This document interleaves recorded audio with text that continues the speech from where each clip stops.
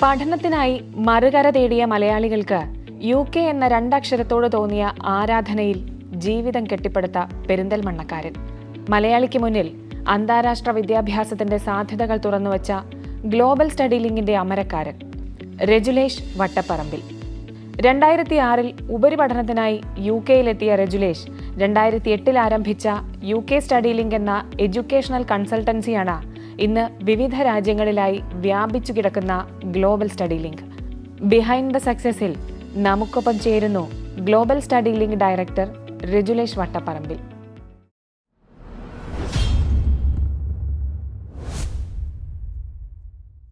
വിദ്യാർത്ഥിയായി ചെല്ലുന്നു. അത് കഴിഞ്ഞിട്ട് ഒരു കോളേജിന് വേണ്ടിയിട്ട് ജസ്റ്റ് ഫ്രണ്ട്സിനൊക്കെ വേണ്ടിയിട്ട് അഡ്വൈസ് പോലെ ചെയ്യുന്നു. അത് കഴിഞ്ഞിട്ട് പിന്നെ അവിടുന്ന് UK സ്റ്റഡി ലിങ്ക് എന്ന് പറഞ്ഞിട്ട് ആദ്യം തുടങ്ങുന്നു. അത് കഴിഞ്ഞിട്ട് പിന്നെ അത് മറ്റ് രാജ്യങ്ങളിലേക്കും വിദ്യാർത്ഥികളെ പഠനത്തിന് സഹായിക്കുന്ന രീതിയിൽ ഗ്ലോബൽ സ്റ്റഡി ലിങ്ക് ആയിട്ട് വളരുന്നു. ഒരു 10-16 വർഷത്തെ അത് പ്രോസസ്സാണ്. അത് കരിയറിൽ സക്സസ് ആയി നിൽക്കുന്നു എന്ന് പറയാവുന്ന ഒരു സ്റ്റേജിൽ എങ്ങനെയാണ് ആ യാത്ര, എന്തൊക്കെ കടന്നിട്ടാണ് ഇവിടം വരെ എത്തിയത്? 2008 ശേഷം പെട്ടെന്ന് വളരെ പെട്ടെന്നായിരുന്നു അവിടെ ലിബറലാക്കിയത്. അപ്പോൾ ഒരുപാട് പിള്ളേർ വന്നപ്പോൾ ഇപ്പം മലപ്പുറം ഡിസ്ട്രിക്റ്റിൽ നിന്ന് വളരെ കുറച്ച് പേരെ പോയിട്ടുണ്ടായിരുന്നുള്ളൂ. അപ്പോൾ ഒരുപാട് പിള്ളേർ എന്നെയാണ് കോൺടാക്ട് ചെയ്തിട്ടുണ്ടായിരുന്നത്. അപ്പോൾ ഞാനത് എന്ത് ചെയ്തു, ഞാൻ അവർക്ക് യൂണിവേഴ്സിറ്റീസും അതേപോലെ നമ്മളൊരു മലയാളി, അത് പുള്ളിക്കാരൻ്റെ പേര് ജെയിംസ് ജോസഫ് എന്നാണ്, പുള്ളിക്കാരനാണ് പ്രിൻസിപ്പൾ, ഗ്ലൻഡിയർ യൂണിവേഴ്സിറ്റി എന്ന് പറയും. അപ്പോൾ ഞാൻ ആ യൂണിവേഴ്സിറ്റിയിലോട്ട് കുറച്ച് പിള്ളേരെ ഞാൻ റെഫറൻസ് ചെയ്ത് കൊടുത്തു. പക്ഷേ അന്ന് എനിക്കൊരു സാലറിയുടെ പേയ്മെൻറ്റ് അങ്ങനെയൊന്നും ഉണ്ടായിരുന്നില്ല. പക്ഷേ ഞാൻ സജസ്റ്റ് ചെയ്ത യൂണിവേഴ്സിറ്റിയിലോട്ട് വന്നിട്ട് അവർ കോഴ്സ് സക്സസ്ഫുള്ളി കംപ്ലീറ്റ് ചെയ്തപ്പോൾ അവർ പറഞ്ഞ റിലേഷേ കോഴ്സ് സക്സസ്ഫുള്ളി കംപ്ലീറ്റ് ചെയ്തു. പിന്നെ അതിൽ ഞങ്ങൾക്ക് പാർട്ട് ടൈം കിട്ടി. വന്നത് നല്ലൊരു ഡിസിഷനായി. അപ്പോൾ ഒരു അപ്രീസിയേഷൻ കിട്ടി. അപ്പോൾ എനിക്ക് തോന്നി വൈ വി കാൻ ഡു ഇതൊരു ബിസിനസ്സായിട്ട് ചെയ്തിടാം. 2006 പഠനത്തിനായിട്ട് പോകുന്നു. അത് കഴിഞ്ഞിട്ട് അവിടെ തന്നെ ഒരു കരിയർ സെറ്റപ്പ് ചെയ്യാണ് 2008 തൊട്ടിട്ട്. സാധാരണഗതിയിൽ ഈ മലപ്പുറം, മഞ്ചേരി, പെരിന്തൽമണ്ണ ഭാഗക്കാർക്കൊക്കെ ഒരു പ്രത്യേകതയുണ്ട്. അവർ UAE ഭയങ്കര സെറ്റിൽഡ് ആയിട്ടുള്ള ആളുകളാണ്. എങ്ങനെയാണ് അവിടെ നിന്ന് വഴിമാറി UK-യിൽ എത്തപ്പെടുന്നത്? ഒരു ജോബ് ഫോക്കസ് ചെയ്തിട്ടാണ് നിങ്ങൾ പറഞ്ഞത് കറക്റ്റാണ്. കൂടുതൽ ആൾക്കാർ മിഡിൽ ഈസ്റ്റിലോട്ടാണ്. ആ ഒരു ടൈമിൽ 2006 മുതൽ എനിക്കിപ്പോഴും നമ്മളൊരു ഫസ്റ്റ് പ്രയോറിറ്റി കൊടുക്കും മിഡിൽ ഈസ്റ്റ് കൺട്രീസ്. കേരളത്തിൽ നിന്ന് ഒരു ജോലി തേടി പോകാന്ന് പറയുന്ന ആൾക്കാർക്ക് ആദ്യം വരുന്നത് UAE അതായിരുന്നു. പക്ഷേ UAE-യിലൊക്കെ ജോബ് കിട്ടാനൊക്കെ കൂടുതൽ ഒരു കോമ്പറ്റബിൾ ആയി മാർക്കറ്റ്. അപ്പോൾ പിന്നെ പോകുന്നവർ എവിടെ പോയി പഠിച്ച് ഒരു ജോബ് നേടാം അതിലോട്ട് ചിന്തിച്ചു. അപ്പോൾ അങ്ങനെ ചിന്തിച്ചപ്പോൾ എനിക്കൊക്കെ ഓർമ്മയുണ്ട്, ഞാൻ 2006-2008 പോകുമ്പോൾ കേരളത്തിൽ നിന്നൊക്കെ പോകുന്ന മിക്കവാറും സ്റ്റുഡൻസുകൾ മറ്റുള്ള സ്റ്റേറ്റുകളിൽ പോയിട്ടാണ് പഠിച്ചത്. അതിൽ എൻ്റെ ഒരു ഫ്രണ്ട് ദിലീപ്, പുള്ളിക്കാരന് മാസ്റ്റേഴ്സ് പഠിക്കാൻ UK-യിലോട്ട് പോകാനൊരു പ്ലാനായിട്ട് വന്നു. വിദേശത്ത് പോയി പഠിക്കണം എന്നുണ്ടെങ്കിൽ ഒരാൾ സ്പോൺസർ ചെയ്യണം.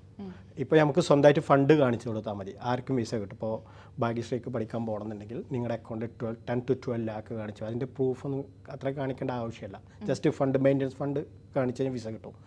അന്ന് പറഞ്ഞാൽ ഫണ്ടിന് പ്രൂഫ് വേണം. പിന്നെ അത് എങ്ങനെയാണ് ഫണ്ട് വന്നത്, അത് ടാക്സ് അടച്ചാണോ, ഇപ്പോൾ വിദേശത്താണെങ്കിൽ അതിന് സോഴ്സ് കാണിക്കണം. അപ്പോൾ ഈ സ്പോൺസേഴ്സിനെ കിട്ടാൻ വളരെ ബുദ്ധിമുട്ടായിരുന്നു. അങ്ങനെ ദിലീപ് അപ്രോച്ച് ചെയ്ത എൻ്റെ അമ്മാവനെയാണ്. അപ്പോൾ ഞാൻ തോന്നി, അപ്പോൾ എന്നോട് ചോദിച്ചു, നീ ബാംഗ്ലൂർക്ക് പഠിക്കാൻ പോകുന്ന പകരം നിനക്കുന്ന ദിലീപിൻ്റെ കൂടെ അങ്ങോട്ട് പോയിക്കൂടെ ചോദിച്ചു. അപ്പോഴാണ് ഞാൻ എനിക്ക് റിലേറ്റഡ് ആയിട്ടുള്ള കോഴ്സ് സെർച്ച് ചെയ്തത്. ഞാൻ BCom ബാക്ക്ഗ്രൗണ്ടാണ്. അപ്പോൾ അതിൻ്റെ റിലേറ്റഡ് ആയിട്ടുള്ള കോഴ്സുകളൊക്കെ ഞാൻ സെർച്ച് ചെയ്തപ്പോൾ എനിക്ക് തോന്നി ഫീസൊക്കെ കമ്പയർ ചെയ്തപ്പോൾ അത്ര വലിയൊരു വ്യത്യാസം വരുന്നില്ല. പക്ഷേ എന്നാലും ഞാൻ പോയപ്പോൾ എനിക്ക് 1-2 പേർക്ക് ഫീസില്ല. പക്ഷേ എനിക്ക് ഉള്ളിൻ്റെ ഉള്ളിൽ എപ്പോഴും ഒരു പേടിയുണ്ടായിരുന്നു. നമ്മളൊരു അറിയാത്ത രാജ്യത്തേക്കാണ് മാസ്റ്റേഴ്സിന് പോകുന്നത്. പക്ഷേ അതിനെക്കുറിച്ച് പഠിച്ചപ്പോൾ നമുക്ക് തോന്നി പുറത്ത് പോയി പഠിക്കണം, അവിടെ ഒരു ജോബ് ചെയ്യണമെന്നോ അല്ലെങ്കിൽ അവിടെ ഒരു ബിസിനസ് ചെയ്യണം, അങ്ങനത്തെ ഒരു പ്ലാനൊന്നും ഉണ്ടായിരുന്നില്ല. ഞാനൊരു ബിസിനസ് ബാക്ക്ഗ്രൗണ്ടിൽ നിന്നാണ് വരുന്ന ഒരു. അപ്പോൾ എനിക്ക് തോന്നിയൊരു ഇതിലൊരു ബിസിനസ് അവിടെ സ്റ്റാർട്ട് ചെയ്യണമെന്ന്. നിങ്ങൾ പറഞ്ഞ പോലെ 2008 ശേഷം ഒരുപാട് പേര് സ്റ്റഡി അബ്രോഡ്, ഒരുപാട് പേര് അവിടെ പഠിക്കാൻ വരുന്നുണ്ട്. അപ്പോൾ എനിക്ക് തോന്നി ഇതിനകത്ത് തന്നെ ഒരുപാട് ഓപ്പർച്യൂണിറ്റീസ് ഉണ്ടാവും. സ്വന്തം നാട്ടിൽ നിന്ന് മാറിയിട്ട് വേറൊരു നാട്ടിൽ ലൈഫ് ബിൽഡ് ചെയ്യാൻ എളുപ്പമല്ല. പ്രത്യേകം അപ്പോൾ അതിൻ്റെ കൂടെ ബിസിനസ്സും കൂടെ ബിൽഡ് ചെയ്യുമ്പോൾ നമുക്ക് കുറച്ചുകൂടെ ബുദ്ധിമുട്ടാണ്. അതെ, തീർച്ചയായിട്ടും. അപ്പോൾ എങ്ങനെയാണ് ഇവിടുന്ന് മാറി പൂർണ്ണമായിട്ട് അപ്പുറത്ത് വേറൊരു രാജ്യത്ത് തന്നെ ജീവിതം കെട്ടിപ്പടുക്കുന്നതിൻ്റെ ഒരു അനുഭവം എങ്ങനെയാണ്? ഒരുപാട് സക്സസ് സ്റ്റോറി മിഡിൽ ഈസ്റ്റിൽ നിന്ന് കണ്ടതുകൊണ്ടാണ് ഒരുപാട് മലയാളീസിനെ അങ്ങോട്ടും ജോലിക്ക് വേണ്ടി പോകാൻ ഇൻട്രസ്റ്റ് ആയി. ഇപ്പോൾ ഉദാഹരണത്തിന് യൂസഫ് അലിക്ക, അല്ലെ രവി പിള്ള, ജോയി, ആലിക്കാസ്, അല്ലെ ഇങ്ങനെ ഒരുപാട് ഇവരുടെയൊക്കെ സക്സസ് സ്റ്റോറി കണ്ടിട്ടാണ് ഒരുപാട് പേര് പോയത്. പക്ഷേ എനിക്ക് ഇപ്പോൾ ഞാൻ പറഞ്ഞല്ലോ 2006, 2008 പോയപ്പോൾ വളരെ കുറച്ച് പേരെ യു കെയിൽ പോയിട്ടുണ്ടായിരുന്നു. യു കെയിലോട്ട് ഏറ്റവും കൂടുതൽ പിള്ളേർ പോകാൻ, കേരളത്തിൽ നിന്ന് പോകാൻ ഒരു ഇമ്പോർട്ടൻറ്റ് ഒരു ഫാക്റ്റ് ഗ്ലോബൽ സ്റ്റഡിയിങ് ഉണ്ടായിട്ടുണ്ട്. കാരണം ഞാൻ മറ്റുള്ള കൺസൾട്ടൻസീസൊക്കെ കൂടുതൽ മറ്റുള്ള കൺട്രീസാണ് പ്രൊമോട്ട് ചെയ്യുന്നത്. ഞങ്ങൾ കൺസിസ്റ്റൻ്റ് ആയിട്ട് യു കെ ആയിരുന്നു. പിന്നെ യു കെ ബേസ്ഡ് വേറെ ഒരു മലയാളിക്കും ഒരു എഡ്യൂക്കേഷൻ കൺസൾട്ടൻസി ഹയർ എഡ്യൂക്കേഷന് വേണ്ടി ഹെൽപ്പ് ചെയ്യാൻ വേണ്ടി വേറെ ഒരാൾക്കുമില്ല. ഞങ്ങൾക്ക് ഗ്ലോബൽ സ്റ്റഡിയിങ്ങിന് മാത്രമല്ല. അവിടെ ഒരുപാട് പേർക്കുണ്ട്. അവർ നേഴ്സിംഗ് റിക്രൂട്ട്മെൻറ്റും അതേപോലെ ജോബ് റിക്രൂട്ട്മെൻ്റ് എല്ലാം ചെയ്യുന്നത്. പ്യുവർലി ഹയർ എഡ്യൂക്കേഷന് വേണ്ടിയിട്ട് ഗ്ലോബൽ സ്റ്റഡിയിങ് മാത്രം. അത് 2008 മുതലുണ്ട്. അപ്പോൾ ചിലപ്പോൾ ഞാൻ തന്നെ ആലോചിക്കും, ഇപ്പോൾ ഞാൻ നേരത്തെ പറഞ്ഞു ദുബായിക്ക് ഒരാളുടെ സക്സസ് സ്റ്റോറി അല്ലെങ്കിൽ ഒരാൾ പോയതുകൊണ്ടാണ് പിന്നെ ഒരുപാട് പേര് പോകുന്നത്. അപ്പോൾ യു കെയിലോട്ട് ശരിക്കും ഒരു യു കെ മാർക്കറ്റിൽ ട്രെൻഡിങ് ആക്കിയതിൽ ഒരു വളരെ ഒരു ഇമ്പോർട്ടൻറ്റ് ഒരു റോള് ഗ്ലോബൽ സ്റ്റഡിയിലിങ്ങുന്നുണ്ട്. അത് ഇപ്പോൾ നിങ്ങൾ യു കെയിൽ ഞാൻ പറഞ്ഞ 2008 to 2014 അവിടെ ഒരു സെറ്റിലായ 100 പേരിൽ 70 to 80% പിള്ളേർ അവിടെ നിന്ന് അഡ്മിഷൻ എടുത്തിട്ടുള്ളത് ഗ്ലോബൽ സ്റ്റഡിയിലിംഗ് ത്രൂ. പക്ഷേ അവർ ഒരുപാട് പേര് അവിടെ സെറ്റിലായി. പക്ഷെ അന്നൊന്നും കൂടെ ഈസി ആയിരുന്നു. അപ്പോൾ അതിൽ ഗ്ലോബൽ സ്റ്റഡിയിലിംഗിന് വലിയൊരു റോള് കഴിക്കാൻ കഴിയും. കേരളത്തിൽ നിന്ന് ഈ ഒരു യു കെ എഡ്യൂക്കേഷൻ്റെ ഒരു ട്രെൻഡിങ് കൊണ്ടുവന്നതിന്. സാധാരണ യു കെയിൽ പോകുന്ന ആളുകൾ ഒന്നെങ്കിൽ അവിടെ തന്നെ പഠിക്കുന്നു, തിരിച്ചു വരുന്നു. അതല്ല എന്നുണ്ടെങ്കിൽ കൂടുതൽ പേരും ചെയ്യുക അവിടെ തന്നെ ഒരു ജോലി കണ്ടുപിടിച്ച് അവിടെ സെറ്റിൽ ആവുകയാണ്. പക്ഷെ അവിടെ സ്വന്തമായിട്ടൊരു ബിസിനസ് എന്നുള്ള ആശയം അങ്ങനെ എല്ലാവർക്കും ഒന്നും വരാറില്ല. ചിലപ്പോൾ കൈ പൊള്ളുന്നുള്ളത് കൊണ്ടായിരിക്കും. തീർച്ചയായിട്ടും. എങ്ങനെയാണ് അപ്പോൾ ആ റിസ്ക് എടുക്കാൻ തോന്നിയത്? ആ റിസ്ക് എടുക്കാൻ തോന്നിയപ്പോൾ ഒരു പോയപ്പോൾ ഇൻറ്റൻഷൻ എനിക്ക് ബിസിനസ് സ്റ്റാർട്ട് ചെയ്തേ പറ്റത്തുള്ളൂ. പക്ഷെ അത് എന്ത് എന്നുള്ളൊരു കൺഫ്യൂഷനിലായിരുന്നു. 2008 ശേഷം പെട്ടെന്ന് ഒരുപാട് സ്റ്റുഡൻസുകൾ വരലെടുത്തി. അപ്പോൾ എനിക്കൊന്ന് ഇതിനകത്ത് ഒരുപാട് ഓപ്പർച്യൂണിറ്റീസ് ഓപ്പൺ ചെയ്യാൻ പോകുന്നുണ്ട്. പുതിയൊരു സെക്ടർ അവിടെയൊക്കെ ഓപ്പൺ ആവുകയാണല്ലോ. അപ്പോൾ അങ്ങനെ നോക്കിയപ്പോൾ ഒരുപാട് പേര് പ്രൈവറ്റ് കോളേജിലോട്ടാണ് അവിടെ വരുന്നത്. ഈ യൂണിവേഴ്സിറ്റിയിലോട്ട് വരുന്നവർ വളരെ കമ്മിയായിരുന്നു. അപ്പോൾ യൂണിവേഴ്സിറ്റിയിലോട്ട് അതിൻ്റെ മെയിൻ റീസൺ എല്ലാ എഡ്യൂക്കേഷൻ കൺസൾട്ടൻസീസും പ്രൊമോട്ട് ചെയ്യുന്നത് പ്രൈവറ്റ് കോളേജായിരുന്നു. അപ്പോൾ എനിക്ക് തോന്നി എന്തുകൊണ്ട് why we can universities promote ചെയ്തുകൂടാന്ന്. അങ്ങനെ ഒരു 2008, 2009 ഒരു ഗ്ലെൻഡിയർ യൂണിവേഴ്സിറ്റി നമ്മളൊരു മലയാളി ആയിരുന്നു അതിൻ്റെ പ്രിൻസിപ്പളും ജെയിംസ് എന്ന് പറയും, അതിൻ്റെ ഒരു മെൻറ്ററൊക്കെ ആയിട്ട് വരും. അങ്ങനെ പുള്ളിക്കാരൻ്റെ ആ ഒരു യൂണിവേഴ്സിറ്റിയാണ് ഫസ്റ്റ് ഞാൻ സ്റ്റാർട്ട് ചെയ്തത്. പിന്നെ അതിന് ശേഷം ഞാൻ പതിയെ മറ്റുള്ള യൂണിവേഴ്സിറ്റികളൊക്കെ അഗ്രിമെൻറ്റ് കൊണ്ടുവന്നു. അങ്ങനെ ഇപ്പോൾ എനിക്കൊന്നൊരു 60 to 70 യു കെ യൂണിവേഴ്സിറ്റികൾ ഞങ്ങൾ ഡയറക്റ്റ്ലി വർക്ക് ചെയ്യുന്നുണ്ട്. യു കെയിൽ ചെന്നൈ, പഞ്ചാബ്, ഗുജറാത്ത്, ഡൽഹി, മുംബൈ, പിന്നെ അതേപോലെ തന്നെ മറ്റുള്ള രാജ്യങ്ങൾ നോക്കുകയാണെന്നുണ്ടെങ്കിൽ ബംഗ്ലാദേശ്, നേപ്പാൾ, പാകിസ്ഥാൻ, ശ്രീലങ്ക, അതുപോലെ ഫിലിപ്പൈൻസ്, നൈജീരിയ, ഇവിടെ നിന്നൊക്കെ ഞങ്ങൾക്ക് പിള്ളേരുണ്ടായിരുന്നു. അപ്പോൾ പെട്ടെന്ന് എനിക്ക് മാർക്കറ്റിൽ എൻട്രി ചെയ്യാൻ കഴിഞ്ഞു. അത് മെയിൻ റീസൺ അന്നത്ര ഒരു മാർക്കറ്റ് അത്ര കോമ്പറ്റബിൾ ആയിരുന്നില്ല. അപ്പോൾ അത് കാരണം ഞാനൊരു തുടക്കക്കാരനായപ്പോൾ എനിക്ക് തോന്നുന്നത് 2008 to 2017, 12 വരെ മലയാളീസിൽ ഒരു അവിടെ സെറ്റിലായവർ ചിലപ്പോൾ ഒരു 70% സ്റ്റുഡൻസുകളും എൻ്റെ ത്രൂ ആവും അവിടെ അഡ്മിഷൻ എടുത്തിട്ടുണ്ട്. നേരത്തെ പറഞ്ഞ പോലെ ഏജൻസീസ് അന്ന് വളരെ കമ്മിയായിരുന്നു. പക്ഷേ മെയിൻ തിങ് ഒരു ട്രസ്റ്റ് ഉണ്ടാക്കാൻ പറ്റിയ എന്തോ ഒരു ടച്ച് കൊണ്ട് എനിക്കറിയില്ല, അതായിരുന്നു മെയിൻ. ആ ഒരു ട്രസ്റ്റാണ് ഇപ്പോഴും മുന്നോട്ട് കൊണ്ടുപോകുന്നത്. അപ്പോൾ യൂണിവേഴ്സിറ്റിൻ്റെ ഇടയിലും സ്റ്റുഡൻസിൻ്റെ ഇടയിലും പിന്നെ നിങ്ങൾക്കറിയാലോ നമ്മുടെ ഒരു മലയാളി ടാർഗറ്റ് ചെയ്തിട്ടുള്ള ഒരു 50-60% ഇപ്പം മലയാളി ഒരു ടാർഗറ്റ് ചെയ്യുന്ന വെച്ചാൽ നമുക്ക് ഒരു സപ്പോർട്ട് വേണം, അല്ലെങ്കിൽ നമുക്ക് ഒരിക്കലും സക്സസ് ആവാൻ കഴിയില്ല. എല്ലാവരും സപ്പോർട്ടും വേണം. അപ്പോൾ അത് എനിക്ക് ഒരു ട്രസ്റ്റ് ഉണ്ടാക്കാൻ കഴിഞ്ഞു. അതുകൊണ്ട് എനിക്ക് ഓട്ടോമാറ്റിക്കലി സപ്പോർട്ടും കിട്ടി. ഇപ്പോൾ ഏതാണ്ട് 10-12 വർഷമായിട്ട് ഈ മേഖലയിൽ നിൽക്കുന്നുണ്ട്. 35,000 മേലെ ഞാൻ വിചാരിക്കുന്നു അത്രയും കുട്ടികളെ ഇപ്പം എല്ലാവരും സെറ്റിലൊക്കെ ആയി കാണണം. അത്രയും പേരുടെ ലൈഫ് സെറ്റാക്കാനും പറ്റിയിട്ടുണ്ട്. അതിൽ യു കെയിലേക്കല്ലാതെ വേറെ ഏതൊക്കെ രാജ്യത്തേക്കാണ് കുട്ടികൾ പ്രിഫർ ചെയ്യാറുള്ളത്? ഞങ്ങൾ എനിക്കൊന്നൊരു 80% സ്റ്റുഡൻസ് യു കെക്കാണ് സിൻസ് 2008. ഇപ്പോൾ ലാസ്റ്റ് ഒരു 4-5 വർഷമായിട്ടുള്ള മറ്റുള്ള കൺട്രീസ് ഞങ്ങൾ ഫോക്കസ് ചെയ്യുന്നുണ്ട്. USA, Australia, Canada, all European countries, അതുപോലെ തന്നെ ന്യൂസിലാൻഡ്. നമ്മുടെ കേരളത്തിൽ നോക്കുകയാണെങ്കിൽ എപ്പോഴും ഫസ്റ്റ് പ്രയോറിറ്റി കൊടുക്കുന്നത് കാനഡയാണ്, പിന്നീടാണ് UK വരുന്നത്. അത് ഓരോ സംസ്ഥാനങ്ങളിൽ നിന്നും ഡിഫറെൻ്റ് ആയിപ്പോൾ. അപ്പോൾ ഓവറോൾ ഇന്ത്യ നോക്കുകയാണെന്നുണ്ടെങ്കിൽ ഒരുപാട് കാലമായിട്ട് നമ്മൾ ഏറ്റവും കൂടുതൽ വിദ്യാർത്ഥികൾ പോയി പഠിക്കുന്നത് യു എസിലാണ്. പിന്നീടാണ് കാനഡ, UK. അപ്പോൾ എനിക്കൊന്ന് ലാസ്റ്റ് 1-2 വർഷമായിട്ട് കാനഡ വന്നിട്ടുണ്ടായിരുന്നു. പക്ഷേ പെർമനൻ്റ് ആയിട്ട് നമ്മൾ നോക്കുകയാണെന്നുണ്ടെങ്കിൽ ഹിസ്റ്ററി ഒരു 10 വർഷത്തൊക്കെ പുറകോട്ട് നോക്കുമ്പോൾ ഏറ്റവും കൂടുതൽ പിള്ളേർ US പോയിട്ടാണ് പഠിക്കുന്നത്. 2.5 ലക്ഷത്തോളം സ്റ്റുഡൻസിന് 2023-24 കണ്ട് ഇന്ത്യയിൽ നിന്ന് പോയിട്ടുണ്ട്. UK എനിക്ക് 1,60,000 സ്റ്റുഡൻ്റ് ആണെന്ന് തോന്നുന്നു 2022-23 കണക്ക്. കഴിഞ്ഞ വർഷം തോന്നുന്നു US ഏറ്റവും കൂടുതൽ ഇന്ത്യൻ സ്റ്റുഡൻസിന് വിസ കൊടുത്തിട്ടുണ്ട്. അതെ കഴിഞ്ഞ വർഷമാണ്.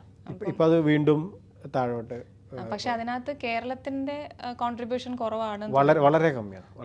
അപ്പോൾ ശരിക്ക് നമ്മൾ ജോബ് ഓപ്പർച്യൂണിറ്റി ഒക്കെ നോക്കണ ഏറ്റവും കൂടുതൽ US ഇപ്പോൾ ഈ STEM പ്രോഗ്രാമിന് ഇപ്പോൾ US ആയാലും UK ആയാലും ഓസ്ട്രേലിയ ആയാലും എവിടെ പോയാലും ഒരു മെയിൻ അഡ്വാൻറ്റേജ് എന്താണെന്ന് വെച്ചാൽ ഇവർക്ക് പാർട്ട് ടൈം വർക്ക് ചെയ്യാൻ പറ്റും. ഇവർക്ക് ലിവിങ് എക്സ്പെൻസിനുള്ള ഫണ്ടൊക്കെ അവിടെ നിന്ന് ഇവർക്ക് മാനേജ് ചെയ്യാം ഈ പറയുന്ന രാജ്യങ്ങളിൽ എവിടെ പോയാലും. പിന്നെ അതുപോലെ തന്നെ കോഴ്സ് കഴിഞ്ഞ് കഴിഞ്ഞാൽ 2 years സ്റ്റേ ബാക്ക് എന്ന് പറയും. ആ ഒരു സ്റ്റേ ബാക്ക് എന്ന് പറഞ്ഞാൽ കോഴ്സ് ചെയ്യേണ്ട അവർക്ക് 2 years ഫുൾ ടൈം വർക്ക് ചെയ്യാൻ പറ്റും. 10 ലക്ഷം 15 ലക്ഷം രൂപയ്ക്ക് ഫീസ് കൊടുത്താൽ 2 വർഷം ഫുൾ ടൈം വർക്ക് ചെയ്യുകയാണെങ്കിൽ ചിലപ്പോൾ അതിൻ്റെ ഒരു 50% 60% അവർക്ക് തിരിച്ചെടുക്കാൻ കഴിയും. ആ സെയിം എമൗണ്ട് അല്ലെങ്കിൽ അതിൻ്റെ നിയർലി നമ്മൾ ഇവിടെ സ്പെൻഡ് ചെയ്യുകയാണെന്നുണ്ടെങ്കിൽ മാസ്റ്റേഴ്സിനെ നമ്മൾ ആ കോഴ്സ് കഴിഞ്ഞ് പിന്നെ വർഷങ്ങൾ പിടിക്കും നമുക്ക് തിരിച്ചടക്കാൻ. കോവിഡിന് ശേഷം 2022 ശേഷം UK സ്റ്റുഡൻസിന്റെ എണ്ണം ഭയങ്കരമായിട്ട് കൂടിയിട്ടുണ്ടായിരുന്നു കേരളത്തിൽ നിന്ന്. പ്രത്യേകിച്ച് ഇന്ത്യയിൽ തന്നെ കൂടുതലായിരുന്നു, പ്രത്യേകിച്ച് കേരളത്തിൽ നിന്ന് നല്ല കൂടുതലായിരുന്നു. പക്ഷെ പെട്ടെന്ന് തന്നെ അത് അവിടെ കുറേ പ്രശ്നങ്ങൾ ഉണ്ടാവുന്നുണ്ടെന്നും അവിടെ വിദ്യാർത്ഥികൾക്ക് പാർട്ട് ടൈം ജോബ് കിട്ടുന്നില്ല എന്നും പഠനത്തിനെന്ന് പറഞ്ഞിട്ട് കുട്ടികൾ വന്നിട്ട് ജോലിക്ക് ശ്രമിക്കുന്നു എന്നൊക്കെ പറഞ്ഞ് ഒരുപാട് വാർത്തകൾ വരികയും ചെയ്തു. അതിനുശേഷം വിദ്യാർത്ഥികൾ അങ്ങോട്ട് പോകുന്നതിൽ കുറഞ്ഞിട്ടുണ്ടോ? എന്താണ് ശരിക്കും UK ഒരു സിറ്റുവേഷൻ, ഇപ്പോഴത്തെ സിറ്റുവേഷൻ എന്ന് പറയുന്നത്? ഇപ്പോൾ UK പിള്ളേർ പോവുകയാണെന്നുണ്ടെങ്കിൽ നമ്മൾ ജെന്യൂനായിട്ട് പഠിക്കാൻ ആ ഒരു മൈൻഡിൽ തന്നെ പോകാൻ പറ്റത്തുള്ളൂ. പക്ഷേ ഇവിടുന്ന് പോകുന്ന ആളുകൾ കുറേ പേരെങ്കിലും വിചാരിക്കുന്നത് പഠിക്കുന്നതിൻ്റെ കൂടെ തന്നെ ജോലി. എനിക്കറിയത്തില്ല അപ്പോൾ പഠിക്കാനാണ് പോയെന്നുള്ള ഒരു ഇതിൽ നമ്മൾ പിള്ളേരെ വിടാം. പിന്നെ രണ്ടാമത് ഒരു UK യൂണിവേഴ്സിറ്റീസും ഗ്യാരണ്ടീഡ് ആയിട്ട് ഒരു ജോബും കൊടുക്കുന്നില്ല. ഗ്യാരണ്ടീഡ് ആയിട്ട് ഒരു ജോബും അവർ ഓഫർ ചെയ്യുന്നില്ല. അവർ ഹൈ ക്വാളിറ്റി എഡ്യൂക്കേഷൻ, പിന്നെ നല്ല റാങ്ക്ഡ് യൂണിവേഴ്സിറ്റീസ്. നിങ്ങൾക്ക് QS വേൾഡ് റാങ്കിങ് പോകാം. അപ്പോൾ ഇപ്പോൾ ഇവിടെ ഞാൻ നേരത്തെ പറഞ്ഞല്ലോ 3000 യൂണിവേഴ്സിറ്റീസിൻ്റെ ഒരു 5% യൂണിവേഴ്സിറ്റീസാണ് ഈ ഒരു 1500 ലിസ്റ്റിനകത്ത് വരുന്നത്. ഈ 5% യൂണിവേഴ്സിറ്റിയിൽ അഡ്മിഷൻ കിട്ടാൻ അത്ര ഈസി അല്ല. ഇനിയിപ്പോൾ കിട്ടിയാൽ തന്നെ നമ്മൾക്ക് ആഗ്രഹിച്ചൊരു കോഴ്സ് കിട്ടണമെന്നില്ല. പക്ഷേ അതേ നിലവാരമുള്ള യൂണിവേഴ്സിറ്റി അതിനേക്കാളും ബെസ്റ്റ് ആയിട്ടുള്ള യൂണിവേഴ്സിറ്റി ഒരുപാട് ഡിഫറെൻറ്റ് സ്പെഷ്യലൈസേഷനുള്ള യൂണിവേഴ്സിറ്റീസ് അവൈലബിൾ ആണ് UK. അപ്പോൾ അതുകൊണ്ടാണ് കൂടുതൽ പിള്ളേർ അതും കൂടെ ചേർസ് ചെയ്യുന്നത്. പിന്നെ ഈ പാർട്ട് ടൈം ഇപ്പോൾ ഒരു 2-3 മാസം കഴിഞ്ഞാൽ പിള്ളേർക്ക് കിട്ടുന്നുണ്ട്. പക്ഷേ ഒരു UK യൂണിവേഴ്സിറ്റീസും പറയുന്നില്ല ഗ്യാരണ്ടീഡ് ആയിട്ട് നിങ്ങൾക്ക് ജോബ് കിട്ടും അല്ലെങ്കിൽ ഗ്യാരണ്ടീഡ് ആയിട്ട് പാർട്ട് ടൈം കിട്ടുമെന്നൊന്നും ഒരു UK യൂണിവേഴ്സിറ്റീസും പറയുന്നില്ല. അപ്പോൾ പക്ഷേ ഒരു 2 to 3 മന്ത് കഴിഞ്ഞാൽ അവർക്ക് ഇപ്പോൾ അവിടുത്തെ ഡൊമസ്റ്റിക് സ്റ്റുഡൻസിന് അവരുടെ എല്ലാവരും പഠിക്കുന്ന കൂടെ തന്നെ പാർട്ട് ടൈം ചെയ്യും. ആ സെയിം ഇപ്പോൾ അവർ ഇൻ്റർനാഷണൽ സ്റ്റുഡൻസിനും കൊടുക്കുന്നതേ ഉള്ളൂ.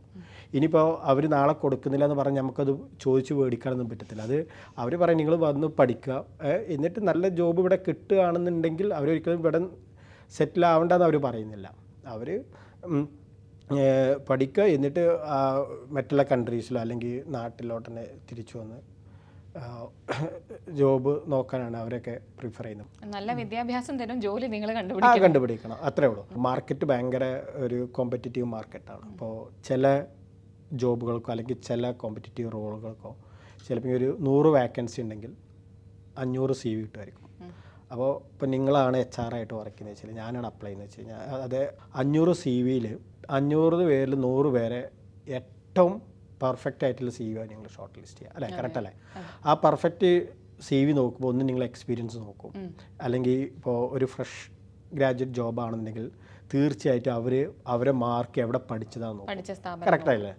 അപ്പോൾ ഈ പഠിച്ച് നോക്കുമ്പോൾ ഓക്കെ ഇവർ ഏത് യൂണിവേഴ്സിറ്റിയിലാണ്. അപ്പോൾ ഇനിയിപ്പോൾ അത് ഡൊമസ്റ്റിക് ജോബ് ആയിക്കോട്ടെ, ഇപ്പോൾ ഒരു ഗ്ലോബൽ ഓറിയൻറ്റഡ് ആയിട്ടുള്ള ജോബ് ആയിക്കോട്ടെ, എന്തും ആയിക്കോട്ടെ, ഇവർ ഏത് യൂണിവേഴ്സിറ്റിയിലാണ് പഠിച്ച് നോക്കുക. അപ്പോൾ അങ്ങനെ നോക്കുമ്പോൾ ഇവർ യൂണിവേഴ്സിറ്റി അതിൻ്റെ റാങ്കിങ് എല്ലാം നോക്കും. അപ്പോൾ ഈ വിദ്യാർത്ഥികൾ പഠിച്ചത് നല്ല യൂണിവേഴ്സിറ്റിയിലാണെങ്കിൽ അവർക്ക് എപ്പോഴും ഇൻ്റർവ്യൂവിനൊരു പ്രിഫറൻസ് കൊടുക്കും. 16 വർഷത്തിന് മേലെയായിട്ട് ഈ മേഖലയിലുള്ള ആളാണ്. അപ്പൊ ആ രീതിയിൽ ചോദിക്കട്ടെ, ഇത്ര കാലം കുട്ടികളെ കണ്ടതിൽ നിന്ന് എന്താണ് അവരുടെ മാറ്റം എന്ന് പറയുന്നത്?